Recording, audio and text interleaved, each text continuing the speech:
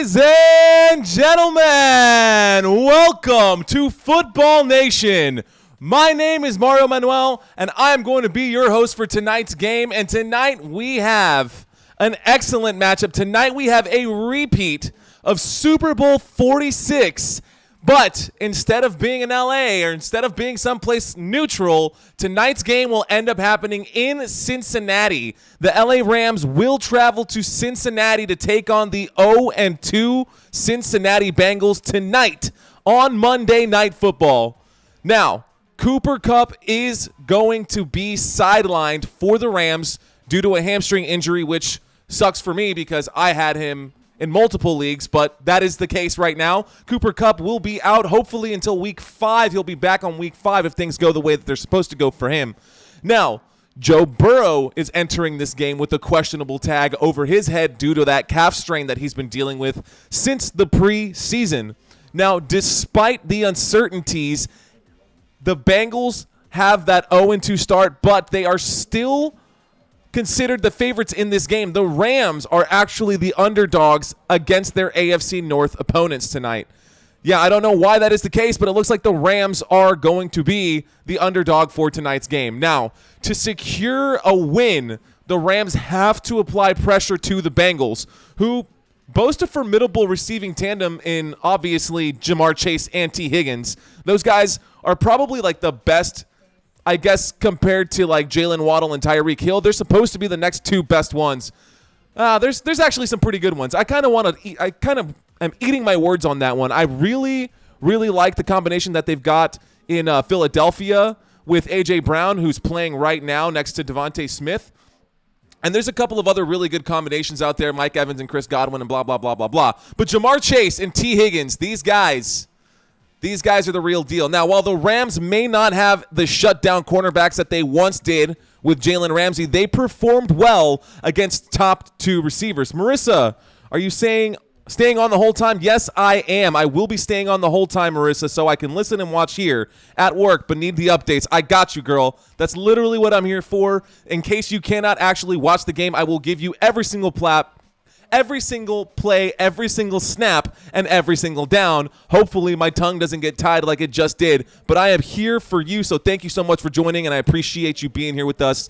Again, my name is Mario Manuel, and we're going to have a really good game tonight, ladies and gentlemen. It's going to be an awesome game. Again, a repeat of Super Bowl 56, and this is going to be an awesome one. Now, to get the win tonight, the Rams have to apply the pressure on the Bengals, who are not looking so hot right now. Matthew Stafford, though, has lit it up against a pair of respectable defenses over the first 2 weeks of NFL action. Now, he does get a more favorable matchup tonight with the Bengals. Despite a challenging 2022 season where he suffered injuries and struggled, Los Angeles Rams quarterback Matthew Stafford has made a remarkable comeback in 2023. Matt Stafford is a 15-year NFL veteran, and now he ranks 3rd in career passing yards with his first 200 games. Yeah, he ranks 3rd in NFL career passing yards within his first 200 games. That's more than Peyton Manning. However, he still has 7 games to potentially climb even further up that ladder, up the all-time passing yards list for the first 200 games of a player. The only quarterbacks ahead of Matthew Stafford in this category are Matt Ryan and Drew Brees. Anyways, not that that's important, but in case you are interested, Matt Ryan holds the lead in second place with 1,626 yards over Stafford.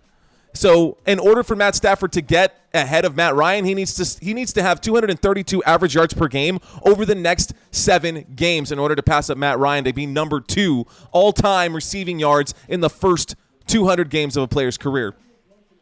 Now, Matt Stafford did have a strong start and is having a strong start to the season with an average of 345 passing yards per game in the first 2 weeks. And this is an achievement that you don't really see very often. Obviously, he is a very well-respected quarterback. He does a great job. But to reach that number 1 spot held by Drew Brees, Matt Stafford would need to throw 2,626 more passing yards over the next 7 games, which would require an average of about 375 yards per game.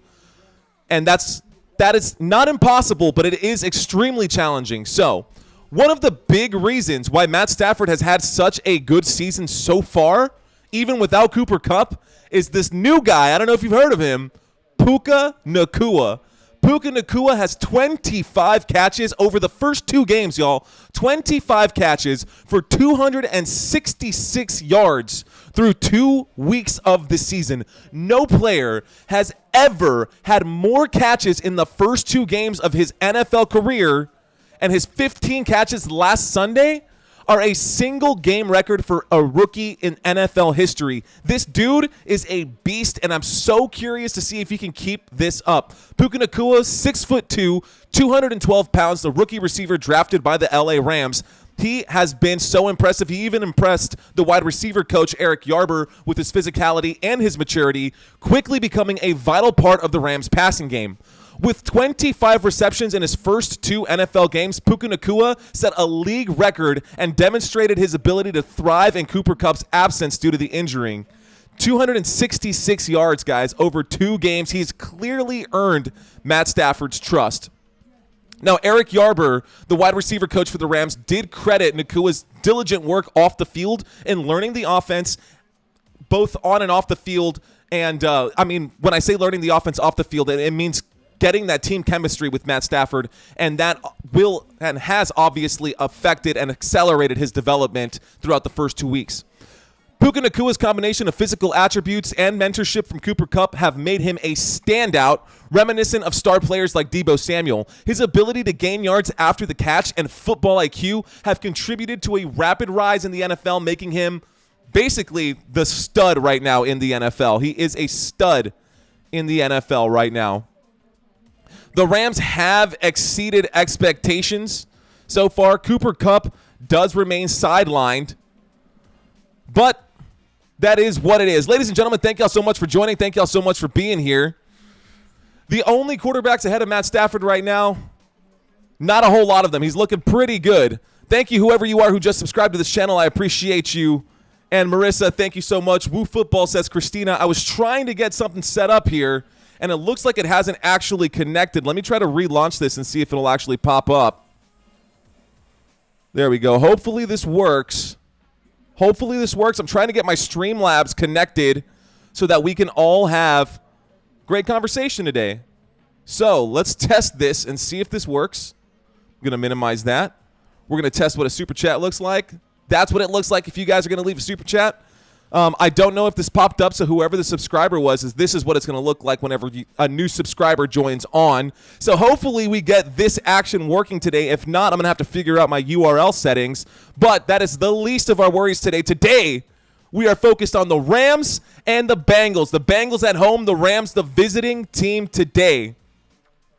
So, on the ground for the LA Rams is Kyren Williams. He has been a top 10 running back in each of the first 2 weeks this season, and it does not seem like it's a fluke. Kyren Williams has replaced Cam Akers in the Los Angeles Rams backfield, with Cam Akers subsequently being traded to the Minnesota Vikings, in case you did not know.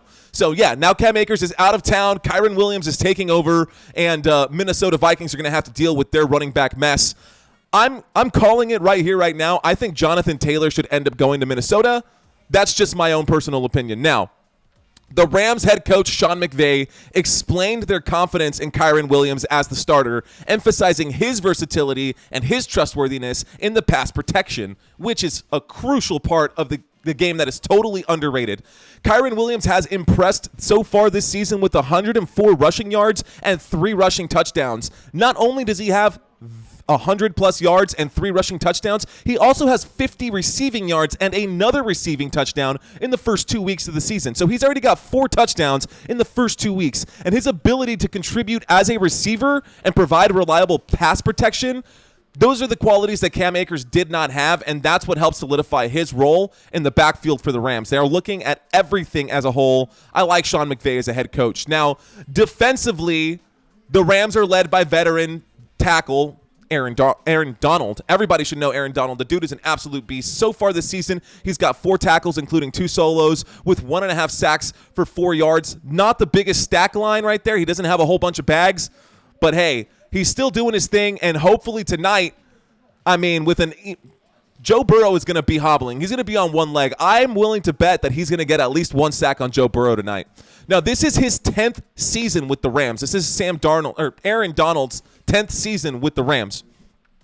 And he's played 140 career games. He's registered 493 tackles, including 311 solo tackles, with 103 sacks and 24 forced fumbles, 7 fumble recoveries, and 18 pass breakups. And I mean, that's just a testament to how good Aaron Donald really is. The dude's all over TV. He's got his own commercials. Now, as good as he is, the Rams are still giving up too many points on defense, and maybe they can right that ship right here, right now, in tonight's game with injured Joe Burrow.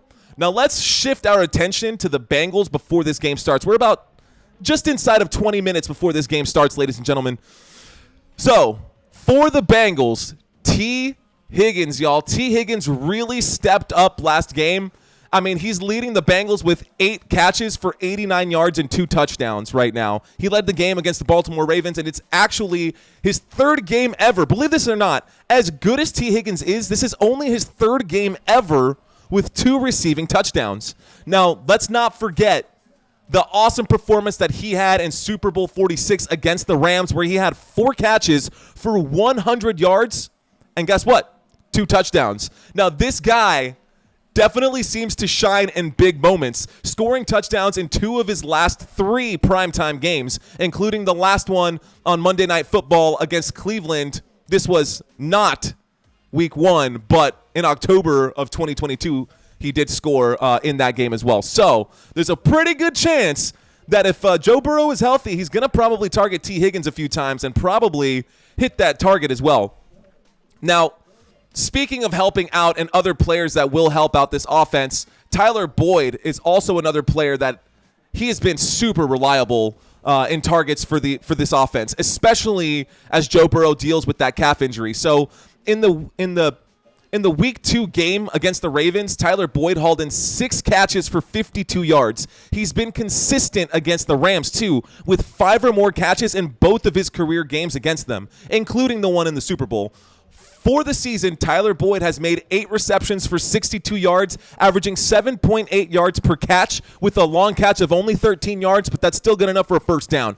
This guy's been a key player for Cincinnati for a long time. Like, no surprise that Tyler Boyd has been a key player for this team, this franchise, for the better half of a decade, with 105 games under his belt, amassing 454 catches for 5,395 yards and 29 touchdowns in his 8 seasons with the Cincinnati Bengals. Now, in order to win tonight's game, guys, the Cincinnati Bengals, they're going to need Jamar Chase and Joe Burrow to show up. Joe Burrow today will suit up for tonight's contest, but there is no guarantee that he will play the entire game. He's been dealing with a calf injury that has lingered for weeks and flared up again at the end of week 2. Now, last year, Joe Burrow played in 16 games. In those 16 games, Joe Burrow threw for 4,475 yards and 35 touchdowns.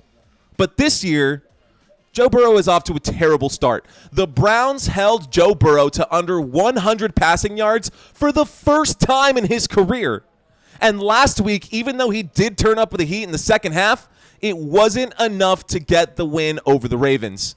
So they've lost 2 divisional matches, and that's going to make it pretty hard to get into the playoffs. But the Bengals are a team that can absolutely do it. The Bengals are on the cusp of desperation mode, though. Right now, they are definitely on the cusp of desperation mode, and they could really, really use a win tonight against the Rams.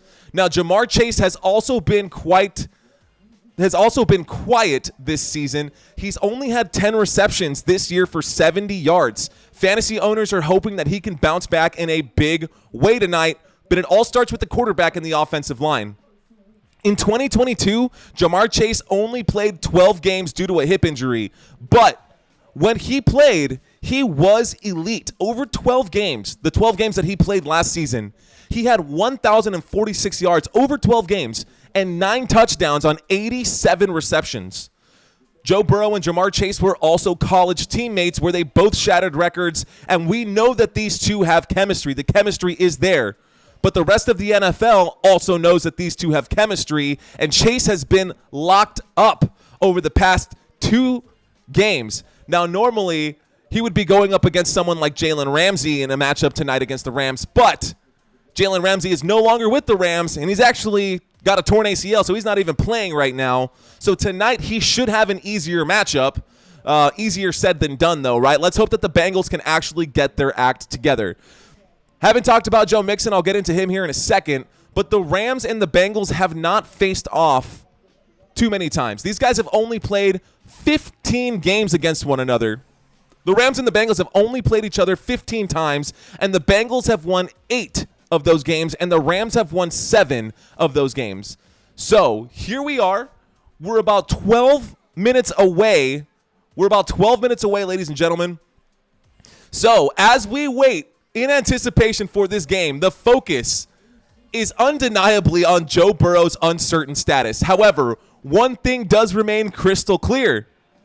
This game is super unpredictable. We have no idea which way this game is going to go based off of everything that I've just talked about right now. So, ladies and gentlemen, you are watching Football Nation. My name is Mario Manuel, and I just want to say thank you to all of you who are watching this live stream. Whether you're watching this stream because you are unable to catch the game on TV, or maybe you're just tired of regular corporate broadcasters, I am here to bring you every play, every snap, and every down, week in and week out. It is support from viewers like you that make this channel possible. So if you'd like to show your support for content like this, all you have to do, leave a comment, like this video. It is absolutely free. It really helps put this content out there for other people just like you who are looking for something different. So thank you all so much for your support. Please consider subscribing to this channel if you have not already done so. Now, before we get started, I'm going to give you guys a quick little fun fact here. Since we are playing against a team from Ohio, did you know that the Rams were originally located in Cleveland, Ohio? Yeah, today we know Cleveland as being the home of the Browns, but back in 1936, that Cleveland Rams franchise came into existence. Yeah, that was the Cleveland Rams that came to be back in 1936. Now, during their time in Cleveland, the Cleveland Rams posted an overall record of 39 wins and 52 losses with 2 draws. The Rams are one franchise in the National Football League that is no stranger to relocating. These guys have moved around a few times. So, the Cleveland Rams moved to Los Angeles in 1946. I guess they moved back to St. Louis in 1996, and now they're back in LA once again in 2016. So, this team has bounced around a few times. But the Rams have been an organization and have been around for a while. They started in Cleveland, Ohio. Can you believe that? Well, you better, because it is a true and real fact. Now, let's talk about some of these players and their performances that they've had leading into tonight's game. So, Joe Burrow last week only completed 27 of 41 attempts for 222 yards and 2 touchdowns. He also threw an interception. So, he didn't have a stellar game. He threw a pick. I mean, he has been struggling over the first 2 weeks of the season, mostly due to that calf strain. I don't know for sure if that's what it is. Maybe he's in his own head. He did miss the entirety of the preseason, did not get any preseason snaps. Week 1 got absolutely murdered by the Browns, and then week 2 they lost to the Baltimore Ravens. So hopefully the team that played in the Super Bowl against the LA Rams, they're playing again today, hopefully this team can show up and they can put up at least some sort of contest, because I know a lot of my friends took early round picks on Joe Burrow.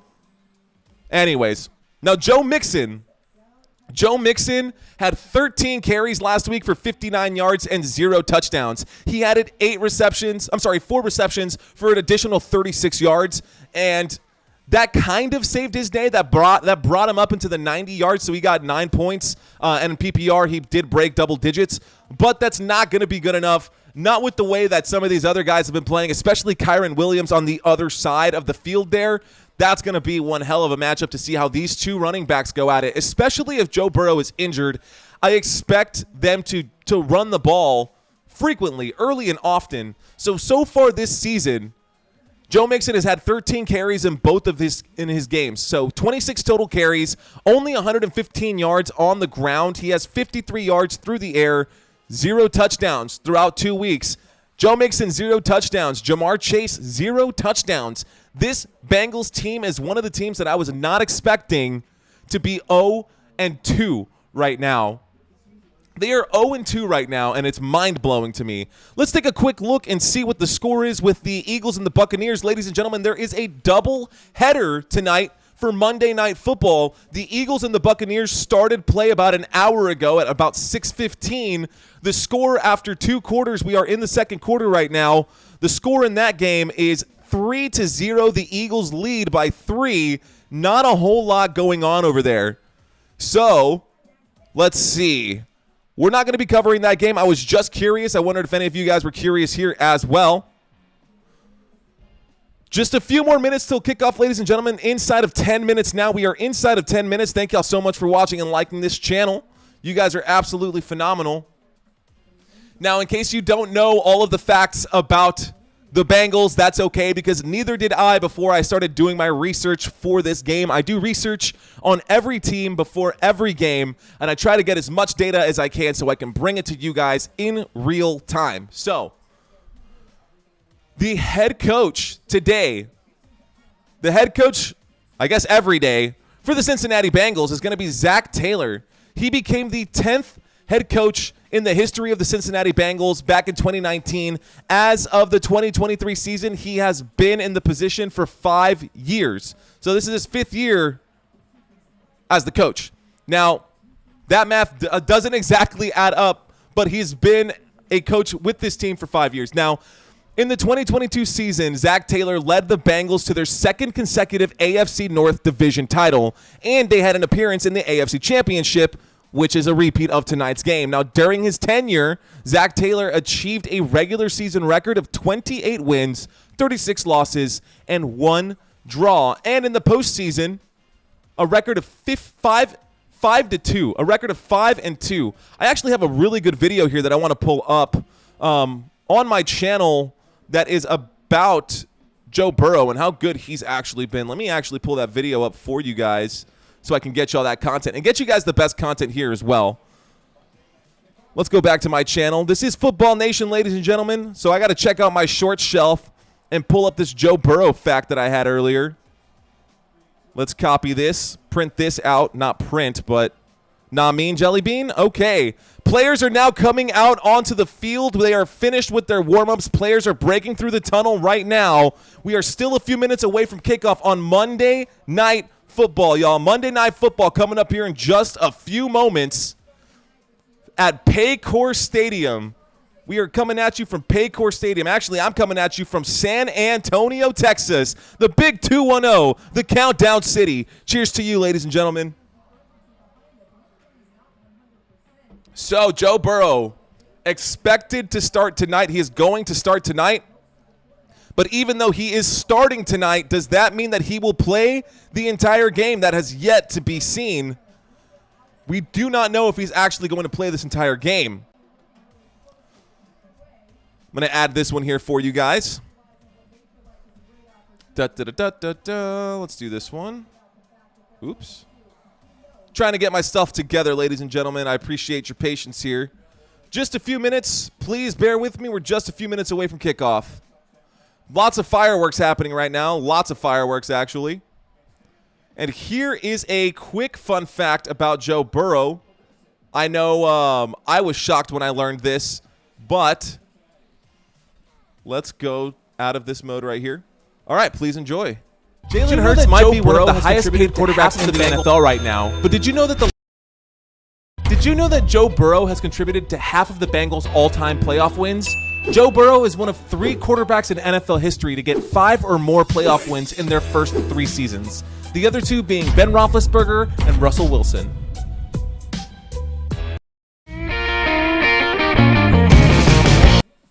Okay, so that's just a quick little fun fact about Joe Burrow. I've been trying to put some content together over the offseason, ladies and gentlemen. I've been trying to get some good content for you guys during the offseason. I've got a lot of stuff lined up in the pipeline right now for every player in the NFL that I've talked about so far this season. I've got tons of information, tons of stats, and as soon as this season's over, I will have time to record that content for you guys and get you guys some funny stuff. Not just some funny stuff, but really informative stuff as well. And that's kind of one of those things that I really pride myself with, is trying to get y'all all of the best information, all of the most accurate information as well, because sometimes, I know last year I made a false call, but Marissa Jean, thank you for subscribing. Did that thing pop up? I don't know if it did or not. Yes, visuals, thank you. You're very welcome. You are very, very welcome. So, I'm hoping that the visuals will continue to pop up as people continue to subscribe to this channel. So, offensive starting lineup for the Los Angeles Rams. Matthew Stafford will be holding it down at quarterback, wearing the number 9 jersey out of Georgia, 6'3", 220 pounds. He was the first pick overall in the 2009 draft. Matthew Stafford, the first pick overall in the 2009 NFL draft. Kyren Williams will be leading right now on the ground. Rams house. Okay, so now we know we've got some Rams fans up in here. Cool. So Kyren Williams, number 23 out of Notre Dame. He's only 5'9", under 200 pounds. This guy is now the starting running back for this team. Believe this or not, he was the 5th round pick 164 overall in the 2022 draft. I cannot believe that Puka Nacua was overlooked by so many teams. This dude is a monster. 6'2". He's been absolutely elite this season. Puka Nacua was the 5th round pick this year's draft. He's already got over 200 yards over the first 2 games as a rookie, y'all. He's got 266 yards as a rookie right now. Van Jefferson is going to be right behind him, and so will Tutu Atwell. Both of those guys drafted in 2020 and 2021 respectively. Tyler Higbee at tight end, Joe Noteboom left tackle, Steve Avila as the left guard, Brian Allen as the center, Tremaine Ontrum as the right guard, and Rob Havenstein as the right tackle. I don't know if it's Havenstein or Havenstein. I'm not what is that? I don't know. Is that Jewish? Anyways, not going to get into that because we're not talking about that kind of stuff today. That's going to be your starting offensive lineup for the LA Rams. That's going to be your starting lineup for the LA Rams. Ladies and gentlemen, we're about 2 minutes away from kickoff, so this game is getting started here in just a few moments. We've got some graphics coming up on the screen right now, but nothing yet. Another 2 minutes, and we will have this game underway. Give me 1 second. I'm going to close something out on my other screen right here. I'm going to leave you guys with another visual while I step away. Bear with me for 1 second here. So during this game, y'all, I'm going to call out a lot of different plays. And you're going to hear me say shotgun formation. You're going to hear me say empty backfield. You're going to hear me say a lot of stuff. Now, a lot of people hear that stuff and don't exactly know what to visualize. So I'm going to give you guys this while I make the quick adjustments. Pay attention to this. This will help you guys out if you don't know what the most common offensive formations are. So check out this one right here. The shotgun formation. Typically used on passing downs like 2nd and long or 3rd and medium, and it has a lot of variations. The quarterback is 5 yards behind the center, and the running back is on either side of him. This is the single back formation. It looks like what it sounds like. The quarterback is under center, and you have a single running back directly behind him. This also has many variations. This is the pistol formation. It's like the single back formation, but the quarterback is 5 yards behind the center, so this buys time for play action plays. Here we have the I formation. It's typically used for short yardage situations. There are 2 running backs behind the quarterback. The front runner blocks and the second finds the holes.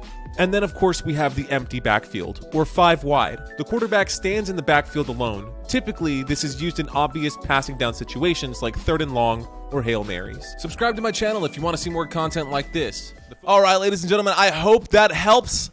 Leading into tonight's game, this should be a really fun game coming up, ladies and gentlemen. I will be calling every snap, every play, and every down of this game. I hope that definitely helps you guys out, and I will be giving you guys that information every single game because we're going to have new viewers every single game, and we're going to have some fun tonight.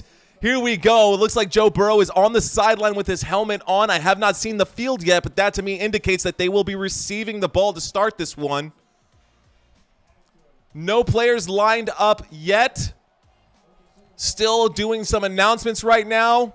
We've got, looks like, oh my gosh, is that Terrell Owens? Yes. Not important. We've got people on the screen right now. It's Chad Johnson. I can't believe I just said Terrell Owens. How messed up am I? I'm a garbage can human being, ladies and gentlemen, but Oscar the Grouch is lovable, and he lives in a garbage can too. So here we go. The players are now finally coming out to the field. Who dey? So on my left-hand side, on your right side of the screen, you're going to see the Bengals pop up. On the other side of the screen, we've got the LA Rams. I will indicate first downs going left and going right. So far, it looks like the way that they are lining up that the Bengals will be receiving the first kick. The Bengals are wearing white today. The LA Rams are wearing blue. Joe Burrow looks like he's got the eye of the tiger. So, no pun intended for Bengals fans. Here we go, getting ready to kick this one off. The officials getting into position right now. On the whistle, here comes the kick. The kick is up, and this game is on, ladies and gentlemen. Game on! All right, that will go back into the end zone, and the Cincinnati Bengals will start this drive on the 25-yard line. So a 25-yard, they're starting on the 25-yard line, 75 yards to go for the Cincinnati Bengals, and this is going to be the first play, the first snap of this Monday Night Football showdown, ladies and gentlemen. We are still in the huddle right now, waiting for this to break up. Joe Burrow talking with his boys. There's the clap, and the huddle breaks. All ready to start this game. We're going to start off in a shotgun formation. Joe Mixon lined up to the right of Joe Burrow, waiting for the snap. Two wide receivers to the top of the screen, one to the bottom. There's the snap. Fakes the handoff to Joe Mixon, and he winds up. Joe Burrow in trouble. He's in the pocket. He actually had all day in the pocket, and he throws a very inaccurate pass right there. That pass out to the right-hand side. It looked like T. Higgins was the intended target on that one. So T. Higgins unable to catch that pass. That was way out of the way for him. T. Higgins used to wear number 85. He has dropped to 8 and is just now wearing number 5 right now. Again, the Cincinnati Bengals, if you can close your eyes and picture it, are wearing their white Bengal Tiger uniforms. Here we go in a shotgun formation once again. Joe Mixon to the right of Joe Burrow, waiting for the snap. There it comes. Joe Burrow looks left. Joe Burrow throws left, and he's going to connect with, looks like he's connected there with Tyler Boyd once again. Sorry, Tyler Boyd getting the first catch of the game. That was T. Higgins on the first catch, Tyler Boyd on this one. So Tyler Boyd is good for about 8 yards on that play, and that's going to be just short of a first down for the Cincinnati Bengals. Just short of a first down for the Cincinnati Bengals. Thank y'all so much for liking and subscribing to this channel, ladies and gentlemen. Here we go. Right now, only 30 seconds taken off this clock. We are facing a 3rd down and 1. Right now, we're on the 34-yard line. So 9 yards for that first catch there by Tyler Boyd. Shotgun formation, Mixon to the left. There's the snap. Joe Burrow looks right. Joe Burrow throws up the middle, and that's going to be a catch, and that's good for a first down up to about the 45-yard line. First down, Cincinnati Bengals. Once again, Tyler Boyd with the catch. So 2 catches already for Tyler Boyd in this one. Way to start off strong. Joe Burrow not starting off strong in previous games. Here we go. He's good for 2 of 3 of his completions. So first down right there by the Cincinnati Bengals. We're going to start this at about the 45-yard line. And right now we are in the huddle. You're not missing anything. There's the break of the huddle. There's the break of the huddle. Shotgun formation. At the 46-yard line, actually, is where we're at right now. Waiting for the snap. There's the snap. Joe Burrow gives that handoff to Joe Mixon. Joe Mixon bounces off of someone, pushes his way forward, and gets pulled down at the 50-yard line. So now we're at the 50-yard line. Second down coming up here. A second down coming up. A quick handoff to Joe Mixon. Joe Mixon is good for 4 yards on that play. So second down and 6 coming up, ladies and gentlemen. Last week, Joe Mixon did have 13 carries. That's his first carry tonight. In last week's game, Tyler Boyd caught 6 of 8 targets. He's already been targeted twice as well. Here we go, shotgun formation. Joe Mixon to the left of Joe Burrow. We got motion in the backfield. There's the snap. There's a fake handoff and a quick throw underneath. That's going to be oh my gosh, it's going to take a hit and get flipped over right there. But that's going to be good for a first down. The Bengals moving the ball once again. That is right on the first down line. And that one was intended for Charlie Jones, the second wide receiver, the third string wide receiver. Charlie Jones, number 15. He was the 4th round pick in the 2023 draft. So good on him. the rookie, making a big catch on a first down today. Empty backfield, ladies and gentlemen. Empty backfield right now. Joe Burrow by himself back there, 5 wide. They're showing that they're going to bring 4 rushers. Let's see if they do. We're waiting for the snap. Joe Mixon lined up to block. Joe Burrow takes the snap. Joe Burrow looks right. He throws right. And that's going to be a high throw, but Jamar Chase is going to get his hands to it, and that's still not going to be caught. Jamar Chase drops that ball. So 1 target and 1 drop for Jamar Chase. Jamar Chase unable to get his first reception of the game, but he did get his first target. That was just sloppy. He only got 1 hand to the ball. It was a well-thrown ball. Jamar Chase should have put in the effort and hit both of his hands to that. I don't know if he was actually expecting that pass to go his way. So here we go. A 2nd down and 10, ladies and gentlemen, is what I see on my screen. 2nd down and 10. 2nd down and 10, 12 minutes and 8 seconds left to go in the first quarter. We are on the 44-yard line. There's a handoff to Joe Mixon, who's going to shimmy and get forward and get up past the 40 and be dropped at about the 30, looks like the 37-yard line. So they'll be down at the 37-yard line on 3rd down. The Cincinnati Bengals have started this drive from the 25-yard line, and they are now across midfield, deep inside of Rams territory. Deep inside of Rams territory. On 3rd down, they've only converted 40%. Here we go. Shotgun formation. Rams showing a blitz right here. And they will rush 5. And Joe Burrow's going to throw that ball. And someone is going to trip right there. Simple, the intended tight end, the intended receiver there, Drew Simple, is not going to get that one. No flag. And we've got a 4th down coming up here. Oh, man. So a 4th down coming up. A 4th down coming up, ladies and gentlemen, and the Rams have put them up to a 4th down. This could be a field goal attempt. Let's see what they do on this one. They are lined up for a field goal right here. Here comes Evan McPherson. He's 14 of 17 in his career for 50-plus. For 50-plus. This is a 56-yard field goal attempt. There's the snap. There's the kick. The kick is up, and that's a miss. And he's going to miss the field goal. McPherson is going to put that one up and push it wide out to the left.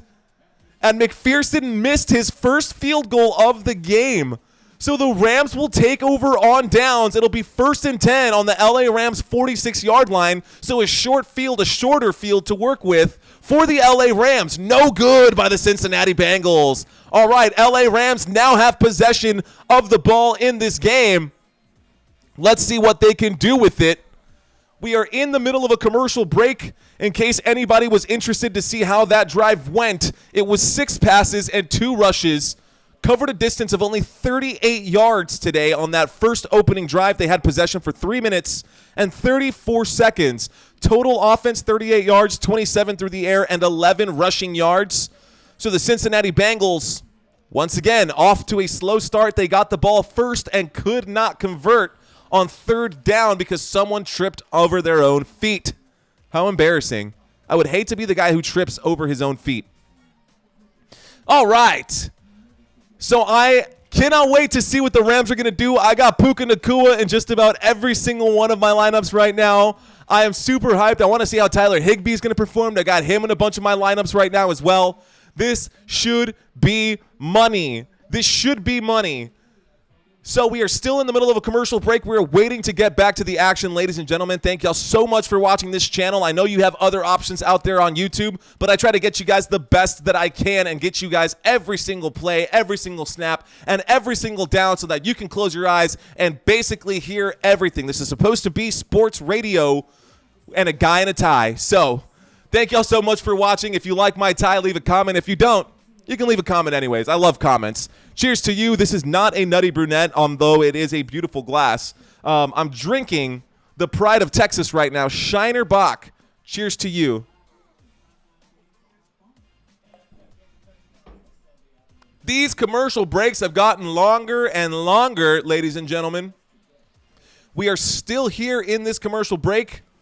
My board in front of me is actually updating, and they're showing me that I'm already ahead of the game on my laptop here. Both of these are hardwired. And, of course, a huge touchdown. Zacchaeus just caught a big touchdown. on the other side in the Philadelphia Eagles game. So here we go. We are back to the action, ladies and gentlemen. There's the snap and a quick throw right out of the gate. They waited until the very last second to show me the screen, but that's going to be a first down for Tyler Higbee and a big throw by Matt Stafford up for about 12 yards. I mean, they didn't even show us the kick. They were waiting until the last freaking second to get back to this game. That's why these commercials are feeling longer and longer, and I think I'm going to change from ESPN2 to ESPN1 at halftime. Maybe they are less douchey about it. So here we go. A shotgun formation for the LA Rams.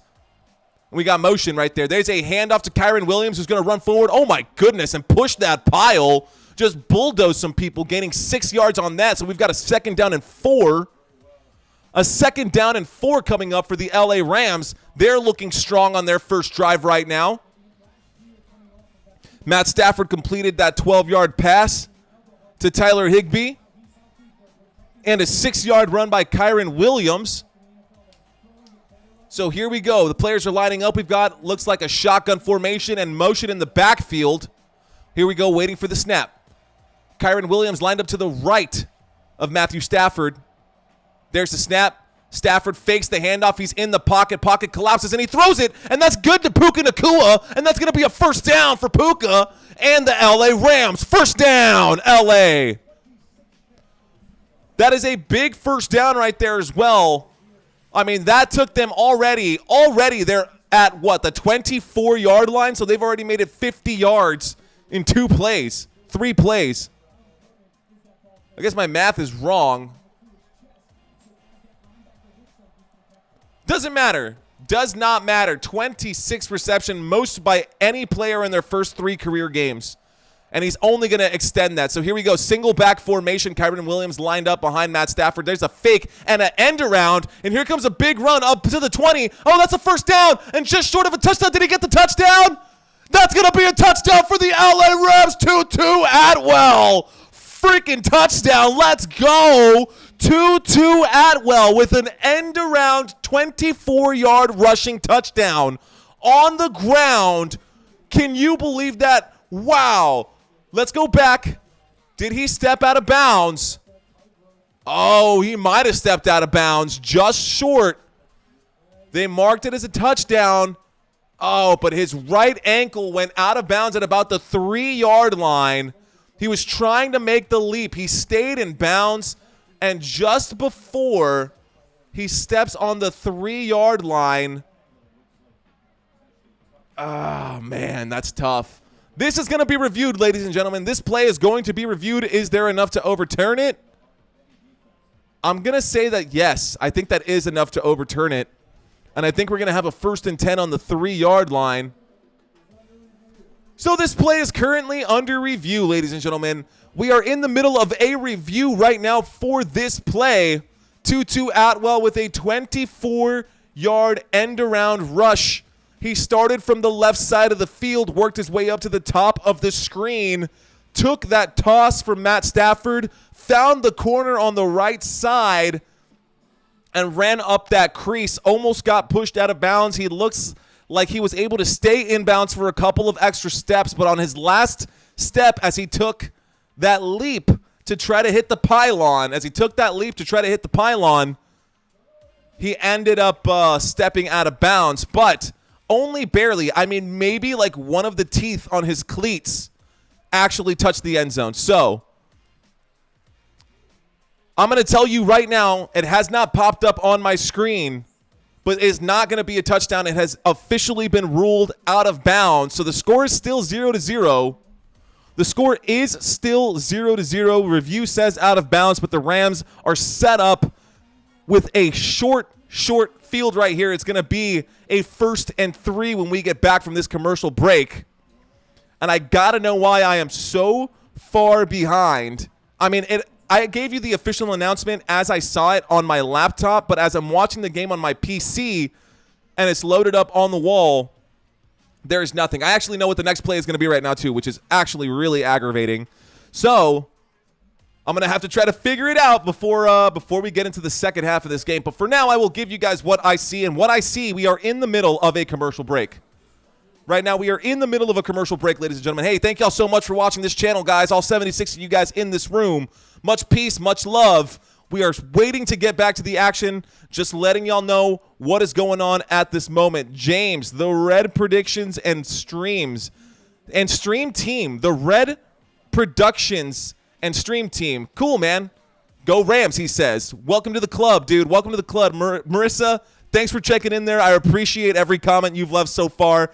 It definitely makes me happy. So, let me see what I can do. We should get back after this commercial break. I hate how long these commercials are. They are really dragging it out this season. Really, really dragging them out this season. We are coming at you from San Antonio, Texas, ladies and gentlemen. My name is Mario Manuel. I will be your host for tonight. This game is being played in Cincinnati at Paycor Stadium. Yeah, they're going to say that's out of bounds. I agree with what the officials say. That looked out of bounds to me too. So, clock started ticking. 1st and 3, single back formation. Matt Stafford is under center. Rams have the ball on the 3-yard line. Puka Nacua moving, and there's a snap and a fake handoff, and Matt Stafford is going to pocket collapses, and Matt Stafford is going to get sacked well behind the 10-yard line. Oh, no. Matthew Stafford takes a hit on that one. Wow. Big hit by Reader on that. Came in to sack Matthew Stafford. Looks like he's going to go down at about the 10-yard line. Yeah, that was probably as far back as far forward as he was under his own power. So, a big sack by the Bengals today on that one. Here we go. From the 11-yard line, we've got a 2nd down and goal from the 11. There's the snap. Matt Stafford looks right, throws a pass, and that's going to be incomplete. A pass to Kyren Williams. Misplaced just outside of his right hand, outside of his reach. There was movement in the backfield, and it looks like Paycor Stadium and the Cincinnati Bengals are getting loud out there. Faces are painted. Everybody wearing their white today, not wearing orange. There's a whiteout for the Bengals. Here we go. This is what I got on my screen right now. We got a 3rd down and goal from the 11-yard line. Shotgun formation. Matt Stafford in the backfield with Kyren Williams standing to his right. 2 wide receivers left, 2 wide receivers right. There's the snap. Matthew Stafford looks left. He looks right. He's in trouble. He has to scramble. He moves. He throws. He throws into the dirt. Incomplete pass. Once again, intended for Kyren Williams, but that literally hit him in the shoes. Just short of the shoes. I mean, that was a terrible throw from Matt Stafford. So Matt Stafford feeling the pressure from the Cincinnati Bengals, the home team, getting loud and making it count. So here we go. The first field goal attempt for the LA Rams. The first field goal kick. And here comes our old kicker, Brett Maher, who missed some really big kicks for the Dallas Cowboys. Waiting for the snap here. There's the snap. The hold is good. The kick is up. The kick is beautiful. Why could he not have done that for us with the Dallas Cowboys? 75% field goals for this season, 80.6% in his career. That touchdown play by Tutu Atwell was brought back because he stepped out of bounds, and that will bring their score from a potential 7-point lead all the way down to a 3-point lead. So a 3-point lead for the LA Rams. The Cincinnati Bengals holding their own right now. Can this defense keep it up? I think they can. I know, Marissa, I'm sorry. She says, let's go Rams. Jose Hernandez says, woo, let's go Rams. I see you guys, man. I see y'all. You know what? Give me 1 second. Maybe I will pull up my chat for y'all. I always appreciate when I get people talking around and talking with me during this chat. It makes me happy every single time. So let's add an additional chat box for you guys. We'll add this browser.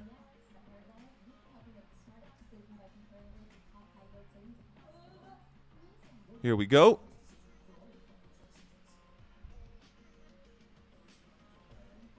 Marissa's comment here. Oh, my. All right, let's bring this down. Cool. So, Marissa leaving some sad thoughts, not feeling good about it. Lou Hefner, Jose Hernandez saying, woo, let's go Rams. Marissa, thank you so much for checking in. I appreciate each and every one of you guys. All of your comments, all the love. James the Red Productions and Streams and Steam Team. Gosh, that's a mouthful right there, bro. We got to work on that name. Anyways, okay. We'll go ahead and turn this off for now. We are at a quick commercial break, ladies and gentlemen. Let me see if I can update my screen and get this to be quicker. Get this to be quicker than what it has been. In the meantime, for those of you who do not follow, I'm going to give this one more time to you guys. I know it's early in the broadcast and I shouldn't be repeating my content, but I'm going to give this back to you one more time. So, did you know that Joe Burrow has contributed to half of the Bengals' all-time playoff wins? Joe Burrow is one of 3 quarterbacks in NFL history to get 5 or more playoff wins in their first 3 seasons. The other 2 being Ben Roethlisberger and Russell Wilson. Okay, never mind. We are back to the game. I'm going to have to do that at the start of the next break. I'm going to have to cut back. I've got plenty of different content for you guys, ladies and gentlemen. Don't worry. I will get you guys something to watch while I step away and make something happen for y'all. Marissa Jean says, Stafford, let's go those throws together. Let's get those throws together. Not this week. Let's see how that works out. Here's the kick away. The LA Rams are kicking that one all the way back into the end zone, and it looks like the Cincinnati Bengals will start this drive from their own 25-yard line. The LA Rams at home, the Cincinnati Bengals. Sorry, the LA Rams away, the Cincinnati Bengals at home. I'm trying to get my hands right. We are in a new house. I just bought a new house, so this is where we're at right now. Humble brag, I know, stupid. Sorry, I hate doing that. Anyways, here we go. The score is 3-0. We are starting this drive from the 25-yard line, ladies and gentlemen. 1st and 10. Joe Mixon standing to the right of Joe Burrow. As we wait for this snap, we got motion in the backfield from T. Higgins. There's a snap and a handoff to Joe Mixon, who actually slips, but he stays on his feet, and he pushes himself forward to gain about 3 yards on that play. So we've got a 2nd down and 7 coming up for you guys here in just a second. 2nd down and 7. So Joe Mixon getting his carries right now. That's his 3rd carry of the day. 8 minutes left to go in this first quarter. So this game is still young. The score is 3-0. The home team is trailing by 3. The LA Rams doing what they can to get this lead and get the win. Here we go, shotgun formation. We got motion from Jamar Chase in the backfield. There's the snap. Joe Burrow looks left. Joe Burrow throws left. That is a complete pass. Oh, just short of the first down. Just shy of the first down. The target there was number 84. Target there, number 84. That's going to be Hudson. I'm sorry, that's actually going to be Wilcox. So Wilcox with his first catch of the game. Here we go, shotgun formation. And there's going to be a flag on this play. Possible delay of game. Snap did not get off. It's going to be a false start. I took my eyes off the screen here. That's a pretty obvious call, but a false start by the Cincinnati Bengals, and that will push them back 5 yards. So now they are behind the sticks on 2nd down. We're looking at a 2nd down. Sorry, that's going to be a 3rd down. We're on a 3rd down right here. And the official saw Joe Mixon move, called a false start. I think that's kind of a BS call, but whatever. Here we go. 3rd down and 6. We are at the 29-yard line, shotgun formation. The Bengals have the ball. Waiting for the snap is Joe Burrow. He takes the snap. He looks right. He throws that into the dirt. Another flag coming up right here. Back-to-back bad plays. Another false start. Back-to-back false starts by the Bengals. Joe Burrow looked frustrated on that one. This time it's on Orlando Brown Jr., number 75, the 3rd-round pick in the 2018 draft. You know, this guy, you're going to see him move, even if he just flinches. The dude is 6'8". He is 6'8", 345 pounds. Orlando Brown Jr., the left tackle. So that was on the left tackle here. Here we go, 3rd down and 11 behind the sticks. We've got a shotgun formation. There's the snap. Chase Brown is in the backfield with him. There's a throw. That is underneath. That's going to be to Tyler Boyd again. Tyler Boyd with his 3rd catch of the game. And the punt team will come out for the Cincinnati Bengals. So the home team getting absolutely nothing, not even a single first down on this drive, and they're going to give that ball back to the LA Rams. So LA Rams fans, here's your chance to get loud because the LA Rams are going to be taking over after this punt right here. It's 4th down and 7, and we're waiting for this punt to go for the Cincinnati Bengals. There's the snap. There's the punt. The punt is up, and away, ladies and gentlemen. That is all the way back and will be signaled as a fair catch at about the 26. At about the 26-yard line. So a 1st and 10 from the LA Rams 26-yard line when we get back from this commercial break. And I don't know how long this commercial break is going to be because they have been extremely long lately, and it has been also extremely frustrating lately. But let me go see if I can't speed up my system. I will be back in just 1 second, ladies and gentlemen. Thanks for bearing with me. The shotgun formation. Typically used on passing downs like 2nd and long or 3rd and medium, and it has a lot of variations. The quarterback is 5 yards behind the center, and the running back is on either side of him. This is the single back formation. It looks like what it sounds like. The quarterback is under center, and you have a single running back directly behind him. This also has many variations. This is the pistol formation. It's like the single back formation, but the quarterback is 5 yards behind the center, so this buys time for play-action plays. Here we have the I formation. It's typically used for short yardage situations. There are 2 running backs behind the quarterback. The front runner blocks and the second finds the holes. And then of course we have the empty backfield, or 5 wide. The quarterback stands in the backfield alone. Typically, this is used in obvious passing down situations like 3rd and long or Hail Marys. Subscribe to my channel if you want to see more. All right, guys, so we are back. I just switched over from ESPN2 to ESPN, so if you actually have the ESPN app, you can actually ditch my channel and watch this stream. But if you don't, stick with me, and if you just want to listen to me talk, I am here. We are actually ahead here, so here we go. Shotgun formation. Matt Stafford lined up in the backfield. Kyren Williams behind him. There's a handoff to Kyren Williams, who's going to bounce to the right side of that formation and get roped around as he's whipped down to the ground. He only gains 1 yard on that play, so we've got a 2nd down and 9 on the LA Rams 27-yard line. Oh, it feels so good to be on pace with the TV screen. That feels so nice. Okay, 2nd down and 9 from the 27 coming up here in just 1 second, ladies and gentlemen. All right. We are in the huddle right now. Matt Stafford talking to his team, calling a play right now. Sean McVay on the sideline there. The Bengals still getting really loud at the moment. Shotgun formation. There's the snap. Matt Stafford looks left. Matt Stafford looks up the middle. He throws up the middle. Puka Nacua making a really tough left-handed catch. And Puka Nacua just short of the 1st down. But what a catch by the rookie. Oh, my goodness. This guy just swallows up targets. He caught that one-handed with his left hand and just bounced it into the right hand after making the catch. I mean, what an athlete. This dude is a beast. Puka, I like you, bro. I like you, dude. Keep doing your thing, man. So here we go. 3rd down, the box, 3 in the box. Shotgun formation. We got motion in the backfield.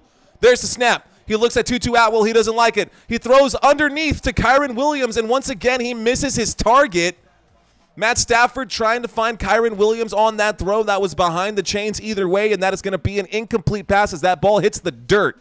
So that ball will hit the dirt, ladies and gentlemen, and that will be an incomplete pass. We've got a 4th down coming up right here. 4th down and 1 on the LA Rams 35-yard line. Now, the Bengals offense has made some mistakes. Will their defense make a mistake, and can they get them to bite on this play? Lined up for the punt right here. Waiting for the snap. There's the snap. There's the hold. The kick is up. The kick looks like very high kick. Deep. Inside the 15. That will be returned. And he makes someone miss. He gets up to the 20, and he'll be tackled at the 20-yard line.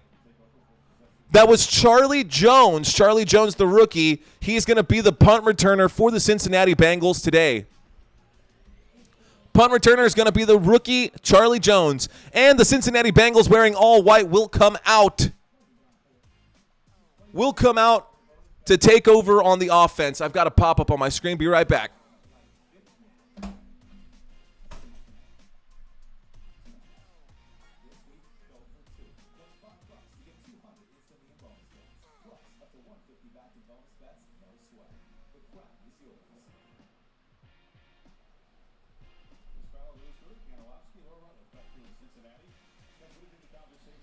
Okay, we are back once again. Not as many technical errors as we had last night. We had a whole ton of them, bunch of issues, but here we go. We are actually in an empty backfield to start this drive. Joe Burrow back there by himself in a 5 wide formation, 3 wide receivers to the right of the of the set. There's the snap, high snap. Joe Burrow takes it. He throws it short underneath. That is going to be good to number 87, to Hudson on that one. He's got 2 catches now. Hudson's got 2 catches today. So they've got that wrap on the right calf of Joe Burrow every time he goes out, just trying to keep the calf warm. You know, looking at Joe Burrow's legs, he's got kind of like pigeon calves. He really probably should work those out. He might experience less injuries. Shotgun formation. Tonight, Joe Burrow is 6 of 9 for 42 yards. There's a snap and a handoff to Joe Mixon, who goes up to the left, and Joe Mixon is going to run forward and get 2 yards. So now we've got a 3rd down and 5. We got a 3rd down. It looks like a 3rd down and 4 on the Bengals' 27-yard line. 3rd down and 4 on the 27-yard line, ladies and gentlemen. What are they going to dial up here? Are they going to get this 1st down?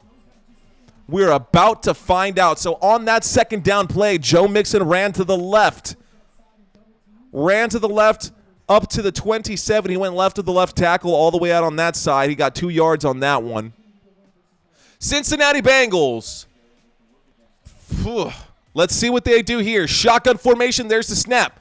There's a throw. It got tipped at the line, and it's still going to be good. Jamar Chase makes the catch, and we got a 1st down for the Cincinnati Bengals. 1st down, Bengals. Wow, that was tipped at the line of scrimmage, and it still got to where it was going. Turner got his hand up to it. He got a couple fingers to it. I think the intended target on that one was actually going to be, I think it was still Jamar Chase. Jamar Chase was just in the right place at the right time. He slowed down after watching that tip. So 1st down and 10 coming up here from the 33-yard line. Shotgun formation. Cincinnati Bengals have the ball. Waiting for the snap. There it is. Joe Burrow fakes the handoff once again. He's in trouble. He's backing up. Throws it very short to Joe Mixon. Can Joe Mixon make people miss? He gets to the line of scrimmage, gains about 4 or 5 more yards on top of it. He caught that about 10 yards behind the line of scrimmage and turned that 10-yard loss to a 5-yard gain. Joe Burrow connecting with Joe Mixon on that play. So now we've got a 2 in the box. We got a 2nd down coming up, ladies and gentlemen. 2nd down and 5 on the Cincinnati Bengals 35-yard line. Cincinnati Bengals do have the ball. That is also indicated by the football that is marked above my head right there, y'all. So in case you want to see who has possession, there it is. Okay, looks like an empty backfield. No, we got a shotgun formation once again, and Tyler Boyd moves from the right side of the formation to the left. There's the snap. There's a quick throw. Jamar Chase is good for a 1st down, and that's just short of midfield. 1st down for the Cincinnati Bengals. And right now, finally, the Cincinnati Bengals are marching once again. The Cincinnati Bengals looking all right on this drive right here. Looking good, boys, looking good. I don't know who I'm rooting for. I'm a Dallas Cowboys fan, so I'm just here to give you guys the content now. I'm just here to give you guys the best stuff that I can get y'all. These are going to be right underneath here. As my scrolling text, you can see the over-under for tonight's game. Shotgun formation, waiting for the snap.